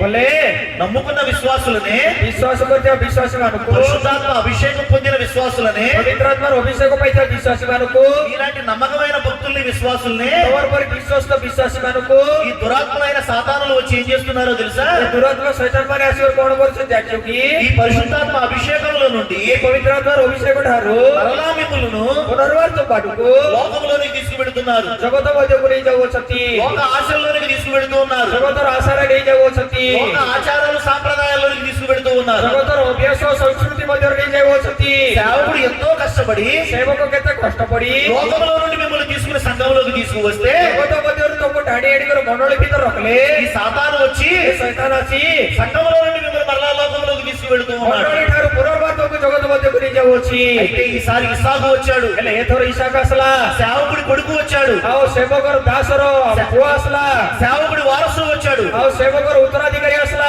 వారసుడు వచ్చి ఏం చేశాడో తెలుసా? ଉତ୍ତରାଧିକାରୀ ଆସି କଣ କରୁଛି ଜାଣିଛ କି పాడైపోతున్న సంఘాన్ని మరలా కట్టడం మొదలు పెట్టాడు, ମଣ୍ଡଳୀକୁ ପୁନର୍ନିର୍ମାଣ କରିବା ଆରମ୍ଭ କରଲା మరలా వాక్యం విత్తడం మొదలు పెట్టాడు, ହାରିଗୋତର ଭାଗ୍ୟ ବୁଣବାଟା ଆରମ୍ଭ କରଲା పూడ్చి వేసిన బావులు మరలా తవ్వడం మొదలు పెట్టాడు. ପୋତିଦେବା ପୁଅମାନଙ୍କୁ ହାରିଗୋତର ଖୋଳବାଟା ଆରମ୍ଭ କରଲା పాడైపోయిన విశ్వాసులను, ଆଉ ନଷ୍ଟ ହେବା ବିଶ୍ୱାସୀ ମାନଙ୍କୁ లోకంలోకి పోయిన విశ్వాసులను ଜଗତରେ ଚାଲିବା ବିଶ୍ୱାସୀ ମାନଙ୍କୁ మరలా తిరిగి సంఘంలోనికి తీసుకువస్తూ ఉన్నాడు. ପୁନର୍ବାର ମଣ୍ଡଳୀ ମଧ୍ୟକୁ ଚଳାଇ ଆଣୁଅଛନ୍ତି మీరు చేయవలసింది ఏంటో తెలుసా? ଏବେ ତମେ କରିବା କାର୍ଯ୍ୟ କଣ ଜାଣିଛ କି కొద్దిగా ఆ సేవకుడికి సహకారం అందించండి, ଟିକେ ସେ ସେବକକୁ ତମେ ସାହାଯ୍ୟ କର ఆ సేవకుడు చేస్తున్న పరిచర్యకు సహకారం అందించండి, ସେ ସେବକ କରିବା ସାହାଯ୍ୟ ତମେ ପରିଚର୍ଯାରେ ତମେ ସାହାଯ୍ୟ କର ఆ సేవకుడికి అండగా నిలబడండి. ଆଉ ସେ ସେବକ ନିମନ୍ତେ ତମେ ଗୋଟେ ଆଶ୍ରୟ ଭାବରେ ଛିଡା ହୁଅ అలా నిలబడకుండా ସେ ପ୍ରକାର ଛିଡା ନ ହୋଇ మీరే సేవకుడికి ଏ ତମେ ଏକ ସେବକକୁ సులువుగా తయారవ్వకండి, ପୁରୁଷ ପରି ତିଆରି ହୁଅ ନାହିଁ సేవకుడిని హింసించకండి, ଆଉ ତମର ପ୍ରଭୁଙ୍କର ଦାସ ତମେ ଦଣ୍ଡ ଦିଅ ନାହିଁ సేవకుడి మాటలతో చిత్రవద చేయకండి, ପ୍ରଭୁଙ୍କର ଦାସ ତମେ ଅନ୍ୟ କଥା କୁହ ନାହିଁ సేవకుడి యొక్క ఉసురు పోసుకోకండి. ଆଉ ପ୍ରଭୁଙ୍କର ଦାସର ବିଷୟରେ ତମେ ଅନାବରା କଥା କୁହ ନାହିଁ మీరు ఎంత ఏడిపించినా, ତମେ ଯେତେ କନ୍ଦାଇଲେ ମଧ୍ୟ మీరు ఎంత బాధ పెట్టినా ତମେ ଯେତେ ବାଧ ଦେଲେ ମଧ୍ୟ సేవకుడు ఏమనుకుంటాడో తెలుసా? ପ୍ରଭୁଙ୍କର ଦାସ କଣ ବୋଲି ଭାବ ଜାଣିଛ କି నా బిడ్డలే కదా, ମୋର ପୁଅ ଝିଅମାନେ ନୁହନ୍ତି କି ఎంత పెడుతూ ఉన్నారు కదా, ଆଉ ମତେ ତ ସେମାନେ ଦେଉଅଛନ୍ତି 4 మాటలు అంటున్నారులే అని ଆଉ ଚାରିଟା କଥା କହି ପକାଉଛନ୍ତି ବୋଲି సరిపెట్టుకుంటూ బతుకుతున్నాడు. ଆଉ ସେମାନେ ଶୁଣି ଶୁଣି କରି ବଞ୍ଚିଯିବେ అలాంటి నీ సేవకుడిని ସେଇ ପ୍ରକାର ପ୍ରଭୁଙ୍କର ତମର ଦାସକୁ సులకనగా చూడకండి, ତମେ ସାଧାରଣ ବୋଲି ଭାବ ନାହିଁ ఎప్పుడు నిందించకండి. ଆଉ କେବେ ମାନେ ନିନ୍ଦା ଦିଅ ନାହିଁ ఈ సేవకుడు నీ కోసం ఏం చేస్తున్నాడో తెలుసా? ତମର ସେବକ ତମର ପାଇଁ କଣ କରୁଛନ୍ତି ଜାଣିଛ କି నువ్వు తప్పు చేసిన ప్రతిసారి, ତମେ ଭୁଲ କଲ ପ୍ରତ୍ୟେକ ଥର నువ్వు పాపం చేసిన ప్రతిసారి, ପାପ କଲ ପ୍ରତ୍ୟେକ ଥର నీ బుద్ధిహీనతను బట్టి, ଆଉ ତମର ବୁଦ୍ଧିହୀନତା ଯୋଗୁ తొందరపాటును బట్టి, ଆଉ ତମର ଚଞ୍ଚଳତା ଯୋଗୁ నువ్వు ఏదైనా బుద్ధి లేని పని చేస్తే ତମେ କୌଣସି ବୁଦ୍ଧି ନଥିଲା କାମ କଲେ దేవుని యొక్క ఉగ్రత, ପ୍ରଭୁଙ୍କର କ୍ରୋଧ దేవుని యొక్క కోపము, ପ୍ରଭୁଙ୍କର ଈର୍ଷା దేవుని యొక్క అగ్ని ପ୍ରଭୁଙ୍କର ଅଗ୍ନି వెంటనే నీ మీదకి దిగి వస్తుంది. ସାଙ୍ଗେ ସାଙ୍ଗେ ତମ ଉପରେ ବର୍ତ୍ତିବ అయితే అదే సమయంలో ସେଇ ସମୟରେ యాజకుడు వచ్చి, ଯାଜକ ଆସି ఈ సేవకుడు వచ్చి ତମର ସେବକ ଆସି మధ్యలో అడ్డుగా నిలబడిపోతున్నాడు. ମଝିରେ ଆଡୁ ଭାବରେ ଠିଆ ହେବେ నీకు దేవునికి మధ్యలో అడ్డుగా నిలబడిపోతున్నాడు. మరి ପ୍ରଭୁଙ୍କର ମଝିରେ ଆଡୁ ଭାବରେ ଛିଡା ହେବେ అలా అడ్డుగా నిలబడినప్పుడు ఏం జరుగుతుందో తెలుసా? ସେ ପ୍ରକାର ଆଡଗାଇ କରି ଛିଡା ହେଲେ କଣ ହେବ ଜାଣିଛ କି దేవుని యొక్క ఉగ్రత అంతా కూడా, ପ୍ରଭୁଙ୍କର କ୍ରୋଧ ସବୁ ମଧ୍ୟ దేవుని యొక్క అగ్ని అంతా కూడా ପ୍ରଭୁଙ୍କର ଅଗ୍ନି ସବୁ ମଧ୍ୟ ఎవరి మీద పడుతుంది? ଆଉ କାହାର ଉପରେ ବର୍ତ୍ତିବ యాజకుడి మీద పడుతుంది. ଯାଜକ ଉପରେ ବର୍ତ୍ତିବ నువ్వు బతకాలి అని, ତମେ ବଞ୍ଚବାର ଅଛି ବୋଲି నువ్వు బాగుండాలి అని, ଆଉ ତମେ ଭଲ ହେବାର ଅଛି ବୋଲି నువ్వు 10 కాలాలు చల్లగా ఉండాలి అని, ତମେ ବର୍ଷ ବର୍ଷ ଧରି ଆରାମସେ ଥିବାର ଅଛି ବୋଲି దేవుని యొక్క ఉగ్రతనంతటినీ కూడా ଆଉ ପ୍ରଭୁଙ୍କର କ୍ରୋଧ ସବୁ ମଧ୍ୟ యాజకుడు అనుభవిస్తూ ఉన్నాడు. ଆଉ ଯାଜକ ଅନୁଭବ କରୁଛି ఇది అర్థమైతే నీకు ଆଉ ଏଇଟା ତମେ ବୁଝିପାରିଲେ నీ హృదయంలో ଆଉ ତମ ହୃଦୟରେ యాజకుడి పట్ల ଯାଜକର ପ୍ରତି ఎప్పటికీ చిన్న చూపు ఉండదు. କେବେ ମଧ୍ୟ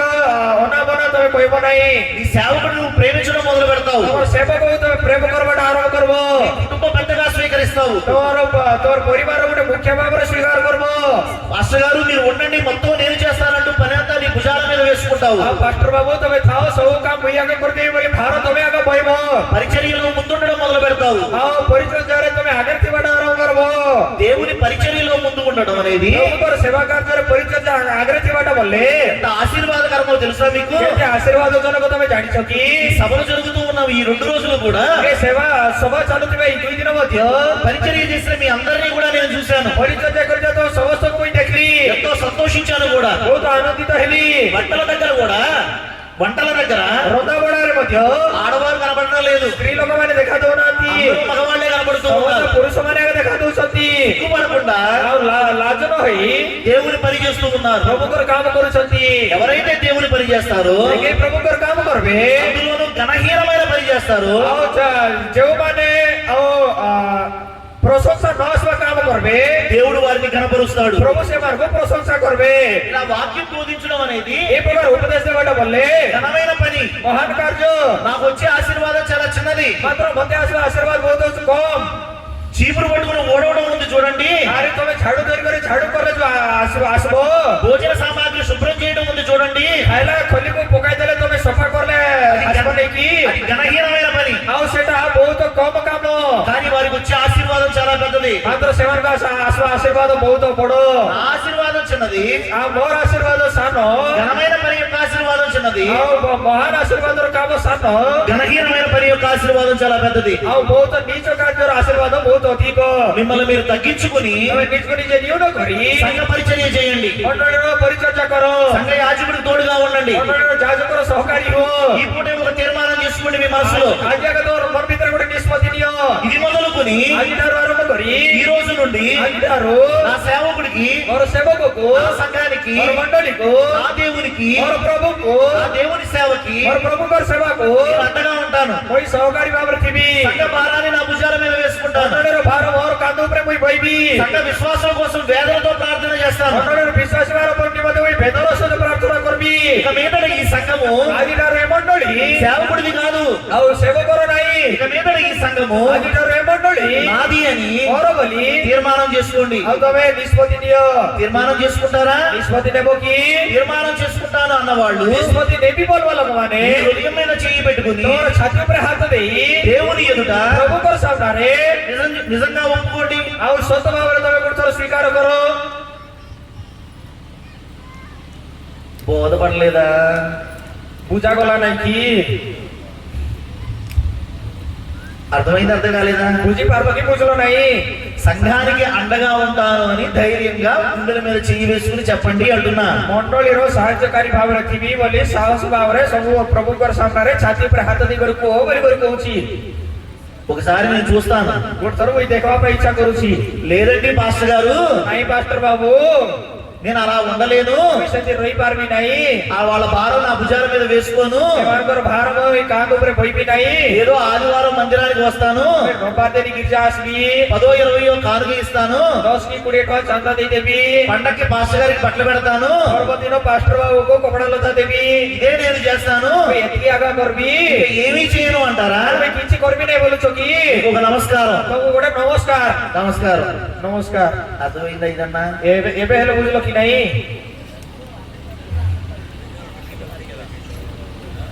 అర్థమైన వాళ్ళు చేతులు ఎత్తండి. ବୁଝିପାରିଲ ଗୋଟେ ହାତ କତ? ఓకే, పర్లేదు. తెలుగు తెలిసిన వాళ్ళు చేతులు ఎత్తండి. తెలుగు జనాల ହାତ కత? అవసరం లేదు, తెలుగు చెప్తే రైట్. అయితే చివరిగా ଶେଷରେ ఆలస్యం అయిపోయింది కనుక చివరిగా ఒక మాట. ବିଳମ୍ବ ହେଇଥିବା ହେତୁରୁ ଶେଷରେ ଗୋଟେ କଥା। ఎలాగో శ్రమలను గురించి మిమ్మల్ని భయపెట్టాను కదా, ଆଉ ଯେମିତି ହେଲେ ମିଶ ତ କ୍ଲେଶ ବିଷୟରେ କହି କରି ତମକୁ ଡରାଇ ଦେଲି ନେଇକି। శ్రమలను గురించి చెప్పి మిమ్మల్ని బెదిరించానేమో. ଆଉ କ୍ଲେଶ ବିଷୟରେ କହି କରି ତମକୁ ଡରାଇ ଦେଇଥିଲି କାହିଁକି? నా మనసులో ఒక ఆలోచన వస్తూ ఉంది, ମୋର ମନ ଭିତରେ ଗୋଟେ ଆଲୋଚନା ଆସୁଛି। మిమ్మల్ని ఆదరించమని, ଆଉ ତମକୁ ସାନ୍ତ୍ୱନା ଦେବାର ଅଛି ବୋଲି, మీకు ఒక ఆదరణకరమైన మాట చెప్పమని. ତମକୁ ସାନ୍ତ୍ୱନା ଯୁକ୍ତ କଥା କହିବାର ଅଛି ବୋଲି। ఆదరించమంటారా వద్దా? ସାନ୍ତ୍ୱନା ଦେବାର କି ନାହିଁ? ముగించేయమంటారా? କି ସମାପ୍ତ କରିଦେବାର? ఆదరణ కలిగించమంటారా? ସାନ୍ତ୍ୱନା ଦେବାର ଅଛି କି? దావీదు భక్తుడు మాట్లాడుతూ అంటాడు కీర్తన గ్రంథంలో, ଦାଉଦ ଭକ୍ତ କୋଉ କୋଉ ଗୀତ ସଂହିତାରେ କହୁଛନ୍ତି ఆశ్రయ దుర్గము అనే మాట మాట్లాడతాడు. ଆଶ୍ରୟ ଦୁର୍ଗ ବୋଲ ପଦ ବ୍ୟବହାର କରୁଛନ୍ତି। అంటే అర్థం ఏంటో తెలుసా? ବୋଲେ ତାର ଅର୍ଥ କଣ ଜାଣିଛ କି? వినండి. ଶୁଣନ୍ତୁ, నీవు నీ శత్రువుతో పోరాడుతూ ఉన్నావు. ତମେ ତୁମର ଶତ୍ରୁ ସହିତ ସଂଘର୍ଷ କରୁଅଛ।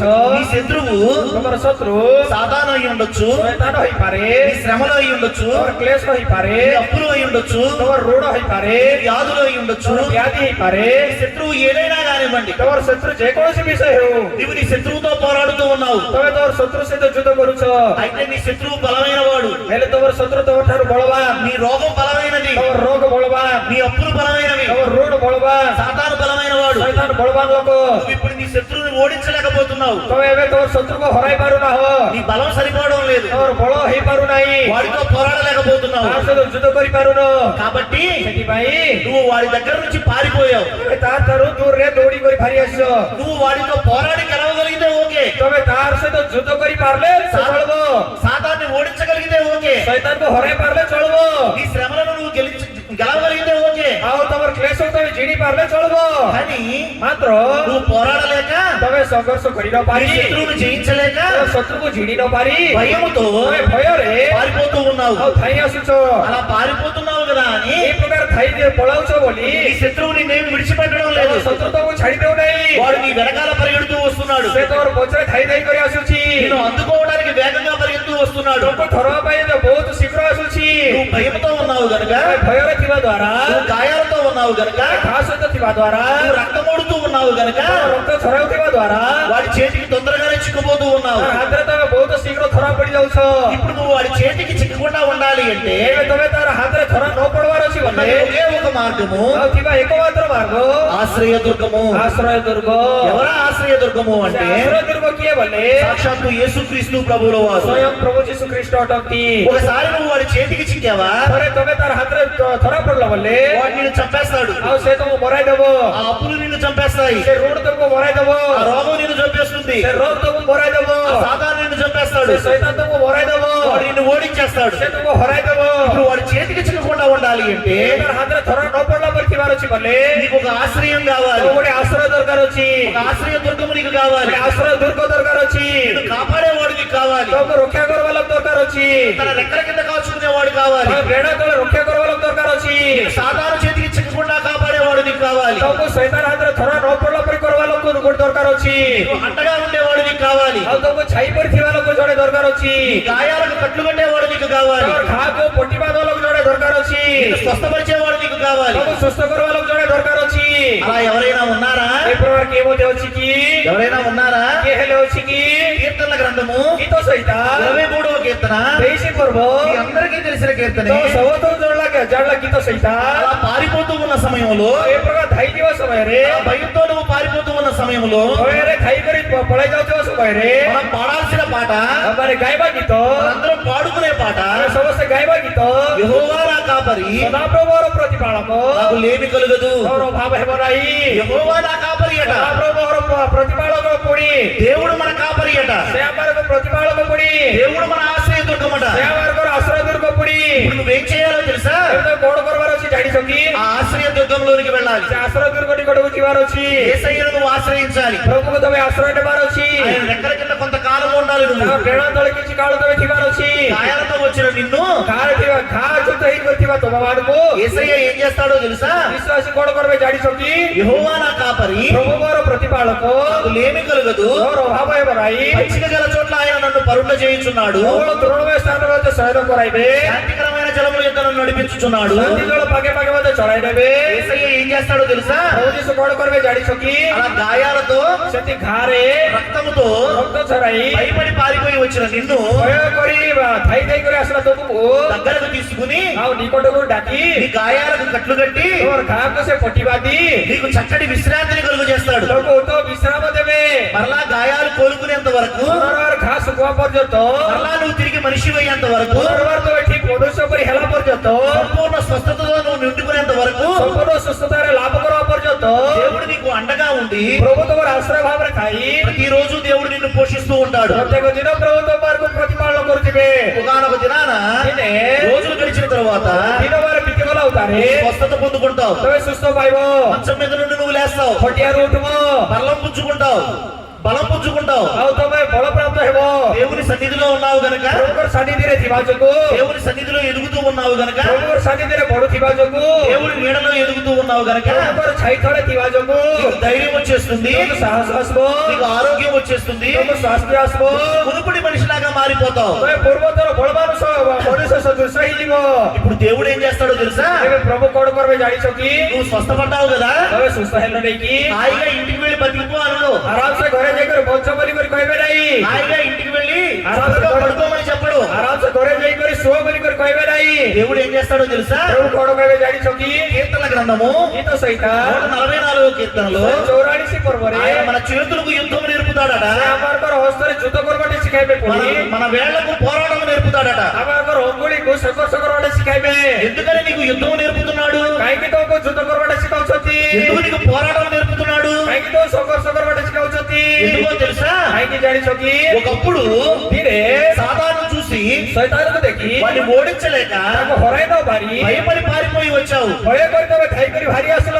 ఇప్పుడు దేవుడు ఏం చేస్తాడో తెలుసా? ମାତ୍ର ଏ ପ୍ରଭୁ କଣ କରିବେ ଜାଣିଛ କି? నిన్ను స్వస్థపరిచి ତମକୁ ସୁସ୍ଥ କରି నీకు యుద్ధ విద్యలు నేర్పి ତମକୁ ଯୁଦ୍ଧର ବିଦ୍ୟା ସବୁ ଶିଖାଇ నిన్ను బలవంతుడిగా మార్చి ତମକୁ ବଳବାନ କରିକି మరలా నిన్ను తీసుకువెళ్ళి ବଳବାନ ତମକୁ ନେଇ సాతాను ఎదుట నిలబెడతాడు, ଶୈତାନର ସାମ୍ନାରେ ଛିଡ଼ା କରାଇବେ, శ్రమల ఎదుట నిలబెడతాడు, କ୍ଲେଶ ସାମ୍ନାରେ ଛିଡ଼ା କରାଇବେ, రోగాల ఎదుట అప్పుల ఎదుట నిన్ను నిలబెడతాడు. ରୋଗ ସାମ୍ନାରେ ରୋଡ଼ ସାମ୍ନାରେ ଛିଡ଼ା କରାଇବେ। ఈసారి ధైర్యంగా పోరాడమంటాడు. ଏଥର ତମେ ସାହସ ଧରିକରି ଯୁଦ୍ଧ କର ବୋଲି କହିବେ, నీ వెనుక నేనున్నాను అంటాడు. ତମର ପଛରେ ପାଇଁ ଅଛି ବୋଲି କରି କହିବେ। ఒకప్పుడు పోరాడలేక పారిపోయావు, ଦିନେ ତମେ ସଂଘର୍ଷ କରି ନ ପାରି ଥାଇ ଆସିଲ, ఇప్పుడు నీ వెనుక యేసయ్య ఉన్నాడు కనుక, ଆଜି ତମର ପଛରେ ପ୍ରଭୁ ଯୀଶୁ ଥିବା ଦ୍ୱାରା పోరాటం నేర్చుకున్నావు గనక, ତମେ ଯୁଦ୍ଧ ଶିଖିବା ଦ୍ୱାରା, యుద్ధ విద్యలన్నీ వచ్చు గనక, ଯୁଦ୍ଧର ବିଦ୍ୟା ସବୁ ଶିଖିବା ଦ୍ୱାରା ఇప్పుడు నువ్వు చేయాల్సిన పని ఏంటో తెలుసా? ଏବେ ତମେ କର୍ମ କାର୍ଯ୍ୟ କଣ ଜାଣିଛ କି? వెళ్ళి నీ శ్రమలతో నువ్వు పోరాడాలి, ଯାଇକରି କ୍ଲେଶ ସହିତ ଯୁଦ୍ଧ କରିବାର ଅଛି, సాతానుతో నువ్వు పోరాడాలి, ଶୈତାନ ସହିତ ଯୁଦ୍ଧ କରିବାର ଅଛି, వాడిని ఎదిరించాలి, ତାକୁ ତମେ ହରାଇବାର ଅଛି, వాడిని జయించాలి, ତାକୁ ଜୟ କରିବାର ଅଛି, విజయ గర్వంతో వచ్చి దేవుడి ముందు నిలబడాలి. ଜୟଯୁକ୍ତ ହେଇକରି ପ୍ରଭୁଙ୍କ ସାମ୍ନାରେ ଛିଡ଼ା ହେବାର ଅଛି। అది దేవుడు కోరుకునేది. ସେଟା ପ୍ରଭୁ ଇଚ୍ଛା କରୁଛନ୍ତି। ఒకవేళ మరలా సాతాను నిన్ను ఓడించినా, ଯଦି ଶୈତାନ ପୁନର୍ବାର ହରାଇଲେ, ఒకవేళ సాతాను మరలా నిన్ను పడగొట్టినా, ଯଦି ଶୈତାନ ପୁନର୍ବାର ତଳେ ପକାଇଲେ, ఒకవేళ నువ్వు గాఢాంధకార లోయలో నువ్వు సంచరించినా, ଯଦି ତମେ ମୃତ୍ୟୁଜନକ ଉପତ୍ୟକା ଦେଇ ଗମନ କଲେ ମଧ୍ୟ, ఒకవేళ నీ చీకట్లో నువ్వు సంచరిస్తూ పోయినా, ଯଦି ତମେ ଅନ୍ଧକାରରେ ଗମନ କରୁଥିଲେ ମଧ୍ୟ, ఏ అపాయములకు నేను భయపడను. କୌଣସି ଆପଦକୁ ମୁଁ ଭୟ କରିବି ନାହିଁ। దేవుని దండము తుండుకర నాకు తోడుగా ఉన్నాయి, ଆଉ ପ୍ରଭୁଙ୍କର ବାଡ଼ି ଓ ପାଞ୍ଚଣ ମଧ୍ୟ ରକ୍ଷା କରିବ, అవి నన్ను ఆదుకుంటాయి. ଆଉ ସେ ମଧ୍ୟ రక్షా କରିବେ। ఆ విశ్వాసము నిరీక్షణ ఉంది గనక, ବିଶ୍ୱାସ ଆଶା ଥିବା ଦ୍ୱାରା, దేవుని దండము తోడుగా ఉంది గనక, ପ୍ରଭୁଙ୍କର ବାଡ଼ି ଆମମାନଙ୍କର ସହମତି ହେବା ଦ୍ୱାରା, చీకటిలో సంచరించినా సరే, ଅନ୍ଧକାରରେ ଗମନାଗମନ କଲେ ମଧ୍ୟ, గాఢాంధకారపు లోయలోకి వెళ్ళినా సరే, ଆଉ ଉପତ୍ୟକାରେ ଗମନ କଲେ ମଧ୍ୟ, వేల శ్రమలు నిన్ను చుట్టుముట్టినా సరే, ହଜାର କ୍ଲେଶ ତମର ଚାରିଆଡେ ଘେରିଲେ ମଧ୍ୟ, ఆ శ్రమలన్నింటినీ కూడా చీల్చుకుని బయటకు వస్తావు. ସେ କ୍ଲେଶ ସବୁକୁ ଚିରି କରି ତମେ ବାହାରକୁ ବାହାରିବ, ఆ చీకటిని చీల్చుకుని బయటకు వస్తావు. ସେ ଅନ୍ଧକାରକୁ ଚିରି କରି ତମେ ବାହାରକୁ ବାହାରିବ। ఒకసారి శ్రమలను జయించి బయటకు వచ్చాక ଥରେ କ୍ଲେଶକୁ ଚିରି କରି ତମେ ବାହାରକୁ ଆସିଲା ଉତାରେ, నీ కింది నిండా అభిషేకం ఉంది, ଆଉ ତମର ପାତ୍ର ସହ ଭର୍ତ୍ତି ମଧ୍ୟ ଅଭିଷେକ ଅଛି, నీ శత్రువుల ఎదుట భోజనం ఉంది, ଆଉ ତମର ଶତ୍ରୁ ସମ୍ମୁଖରେ ଢେଜ ଅଛି, నీ మీద కృపా కటాక్షలు నీ మీద ఉన్నాయి. ଆଉ ଅନୁଗ୍ରହ କରୁଣା ତୋର ଉପରେ ଅଛି। దేవుని మందిరంలో నువ్వు నివాసం చేస్తావు, దేవుని మందిరంలో నువ్వు నివాసం చేస్తావు. ତମେ ଈଶ୍ୱରଙ୍କର ମଧ୍ୟରେ ସଦାକାଳ ବାସ କରିବ। ఇలా ఎన్నో ఆశీర్వాదాలు ఉన్నాయి. ଏ ପ୍ରକାର ଅନେକ ଆଶୀର୍ବାଦ ଅଛି। ఎప్పుడు తెలుసా ఈ ఆశీర్వాదాలన్నీ? ଏ ଆଶୀର୍ବାଦ ସବୁ କେତେବେଳେ ମିଳିବ ଜାଣିଛ କି? గాఢాంధకారపు లోయను దాటిన తర్వాతే. ଆଉ ଉପତ୍ୟକା ଦେଇ ଗମନ କରିଲା ଉତାରେ మనందరి జీవితాల్లో కూడా ଆଉ ସମସ୍ତଙ୍କ ଜୀବନରେ ମଧ୍ୟ ఈ గాఢాంధకారపు లోయ ఉంటుంది. ଆଉ ఈ ଉପତ୍ୟକା ପର୍ବଟା ଥିବ, ఖచ్చితంగా మన జీవితం మధ్యలో ఉంటుంది. ନିଶ୍ଚୟ ଭାବରେ ଆପଣଙ୍କର ଜୀବନର ମଝିରେ ଆକା ଥିବ। ఆ 23వ కీర్తన మధ్యలో ఉన్నట్లుగానే ଆଉ ଗୀତ ସହିତାର 23 ପର୍ବର ମଝିରେ ଥିଲା ପରି గాఢాంధకారపు లోయ మధ్యలో ఉంటుంది. ମୃତ୍ୟୁଛାୟା ଉପତ୍ୟକା ପର୍ବଟା ମଝିରେ ଥିବ। అకస్మాత్తుగా శ్రమలు వచ్చి మీద పడతాయి. ଅକସ୍ମାତ୍ କ୍ଲେଶ ଆସିବାରେ ଆମମାନଙ୍କର ଉପରେ ପଡିବ। ఎక్కడికి వెళ్ళాలో తెలియదు, ଆଉ କୋଉଠି ଯିବାର ଅଛି ଜଣା ନାହିଁ, ఏం చేయాలో తెలియదు, କଣ କରିବାର ଅଛି ଜଣା ନାହିଁ, ఏ ఇంటికి వెళ్ళి తలుపు కొట్టినా ఎవరో సహాయం చేయడు, କୋଉ ଘରେ ଯାଇକରି କବାଟ ମାରିଲେ କିଏ ସାହାଯ୍ୟ କରିବ ବୋଲାଟା ଜଣା ନାହିଁ। సిగ్గుతో అవమానంతో తలంచుకుని ଲାଜରେ ଆମମାନେ ଆମମାନଙ୍କର ପୋଷକ ନତ କରି ఎవరి ముందు తల చేయి చాచినా సరే 1 రూపాయి ఇవ్వడు, ଆମମାନେ କାହାର ସାମ୍ନାରେ ମଧ୍ୟ ହାତ ବଢାଇଲେ କିଏ ମଧ୍ୟ 1 ଟଙ୍କା ମଧ୍ୟ ସାହାଯ୍ୟ କାର୍ଯ୍ୟ କରିବ ନାହିଁ। అలాంటి సమయంలో నువ్వు చేయాల్సిన పని ఏంటో తెలుసా? ଏ ପ୍ରକାର ସମୟରେ ତମେ କର୍ମ କାର୍ଯ୍ୟ କଣ ଜାଣିଛ କି? ఆశ్రయ దుర్గాన్ని ఆశ్రయించు. ଆଶ୍ରୟ ଦୁର୍ଗକୁ ଆଶ୍ରୟ ନିଅ। యేసయ్య దగ్గరకు రా. ଯୀଶୁଙ୍କ ନିକଟକୁ ଆସ। ఆ శ్రమలో నీకు తోడుగా ఉంటాడు. ସେ କ୍ଲେଶରେ ତମର ସହବର୍ତ୍ତୀ ହେବେ। ఆయన దండం నిన్ను ఆదుకుంటుంది. ତାଙ୍କର ବାଡ଼ି ତମକୁ ସାନ୍ତ୍ୱନା ଦେବ। సకల ఆశీర్వాదాలతో నిన్ను నింపుతాడు. ସକଳ ଆଶୀର୍ବାଦ ତମକୁ ପରିପୂର୍ଣ୍ଣ କରିବେ। దేవుడు మిమ్మల్ని దీవించును గాక. ତ ସମସ୍ତଙ୍କୁ ଆଶୀର୍ବାଦ କରନ୍ତୁ।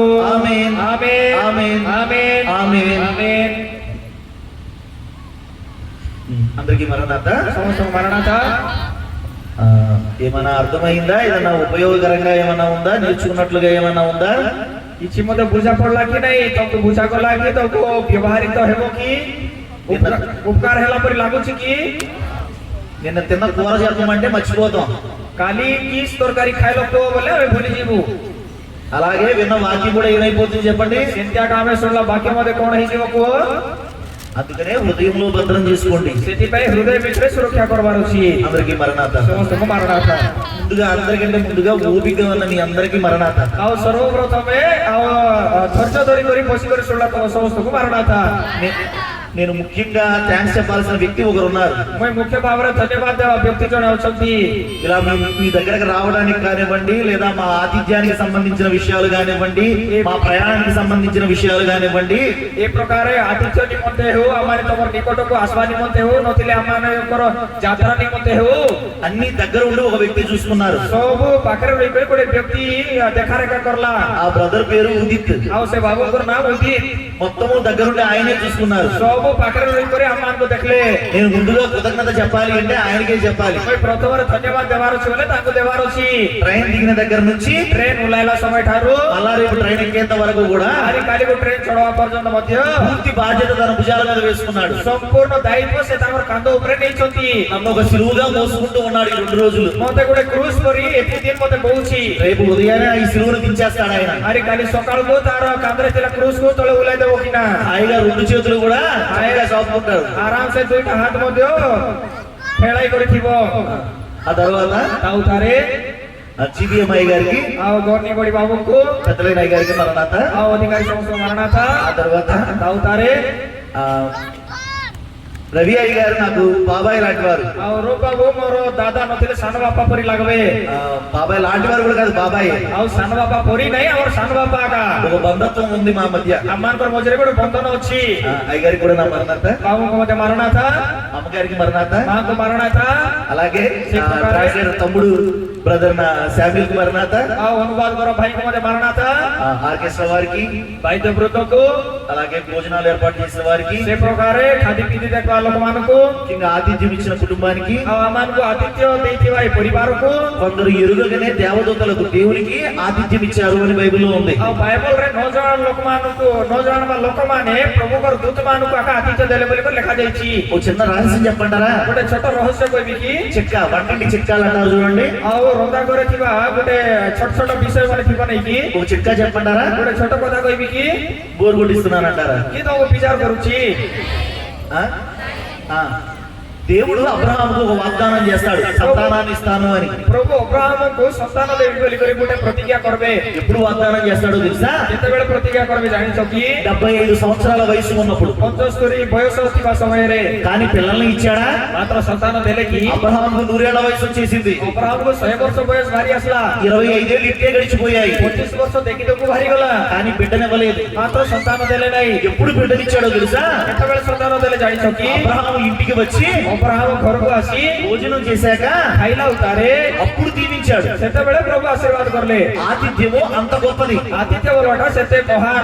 ఆతిథ్యము ఇచ్చిన తరువాత ଆତିଥ୍ୟ ଦେଲା ଉତାରେ ఆతిథ్యము తిన్న వ్యక్తి ఉంటాడు చూడండి. ଆତିଥ୍ୟ ଗ୍ରହଣ କଲା ବ୍ୟକ୍ତି ଥିବ ନାଇଁ అతని କି? నోటి నుండి వచ్చే దీవెన ఉంటుంది చూడండి. ତାର ପାଟି ଭିତରୁ ବାହାର ଆଶୀର୍ବାଦ ଥିବ ନାଇଁ କି? అది వెంటనే ఫలిస్తుంది. ସେଟା ସାଙ୍ଗେ ସାଙ୍ଗେ ଫଳବନ୍ତ ହେବ।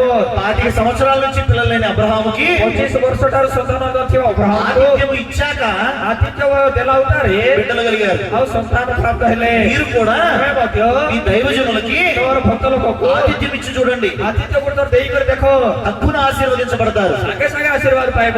ఇది బైబిల్ చిట్కా, ଏଟା ବାଇବଲର ଗୋଟେ କଥା, దేవుని సేవకుడి మాట. ପ୍ରଭୁଙ୍କର ଦାସର କଥା।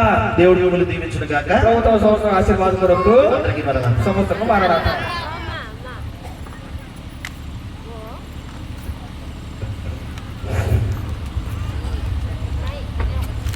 ଧନ୍ୟବାଦ ତୁମକୁ ଉତ୍ତମ ଧନ୍ୟବାଦ ତୁମକୁ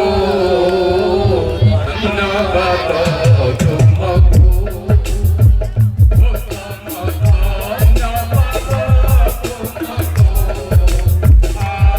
ଆନନ୍ଦରେ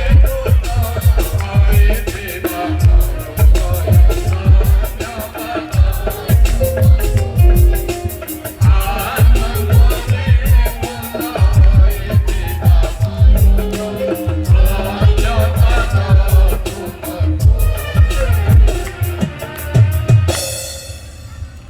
ପ୍ରଭୁକୁ ଧନ୍ୟବାଦ।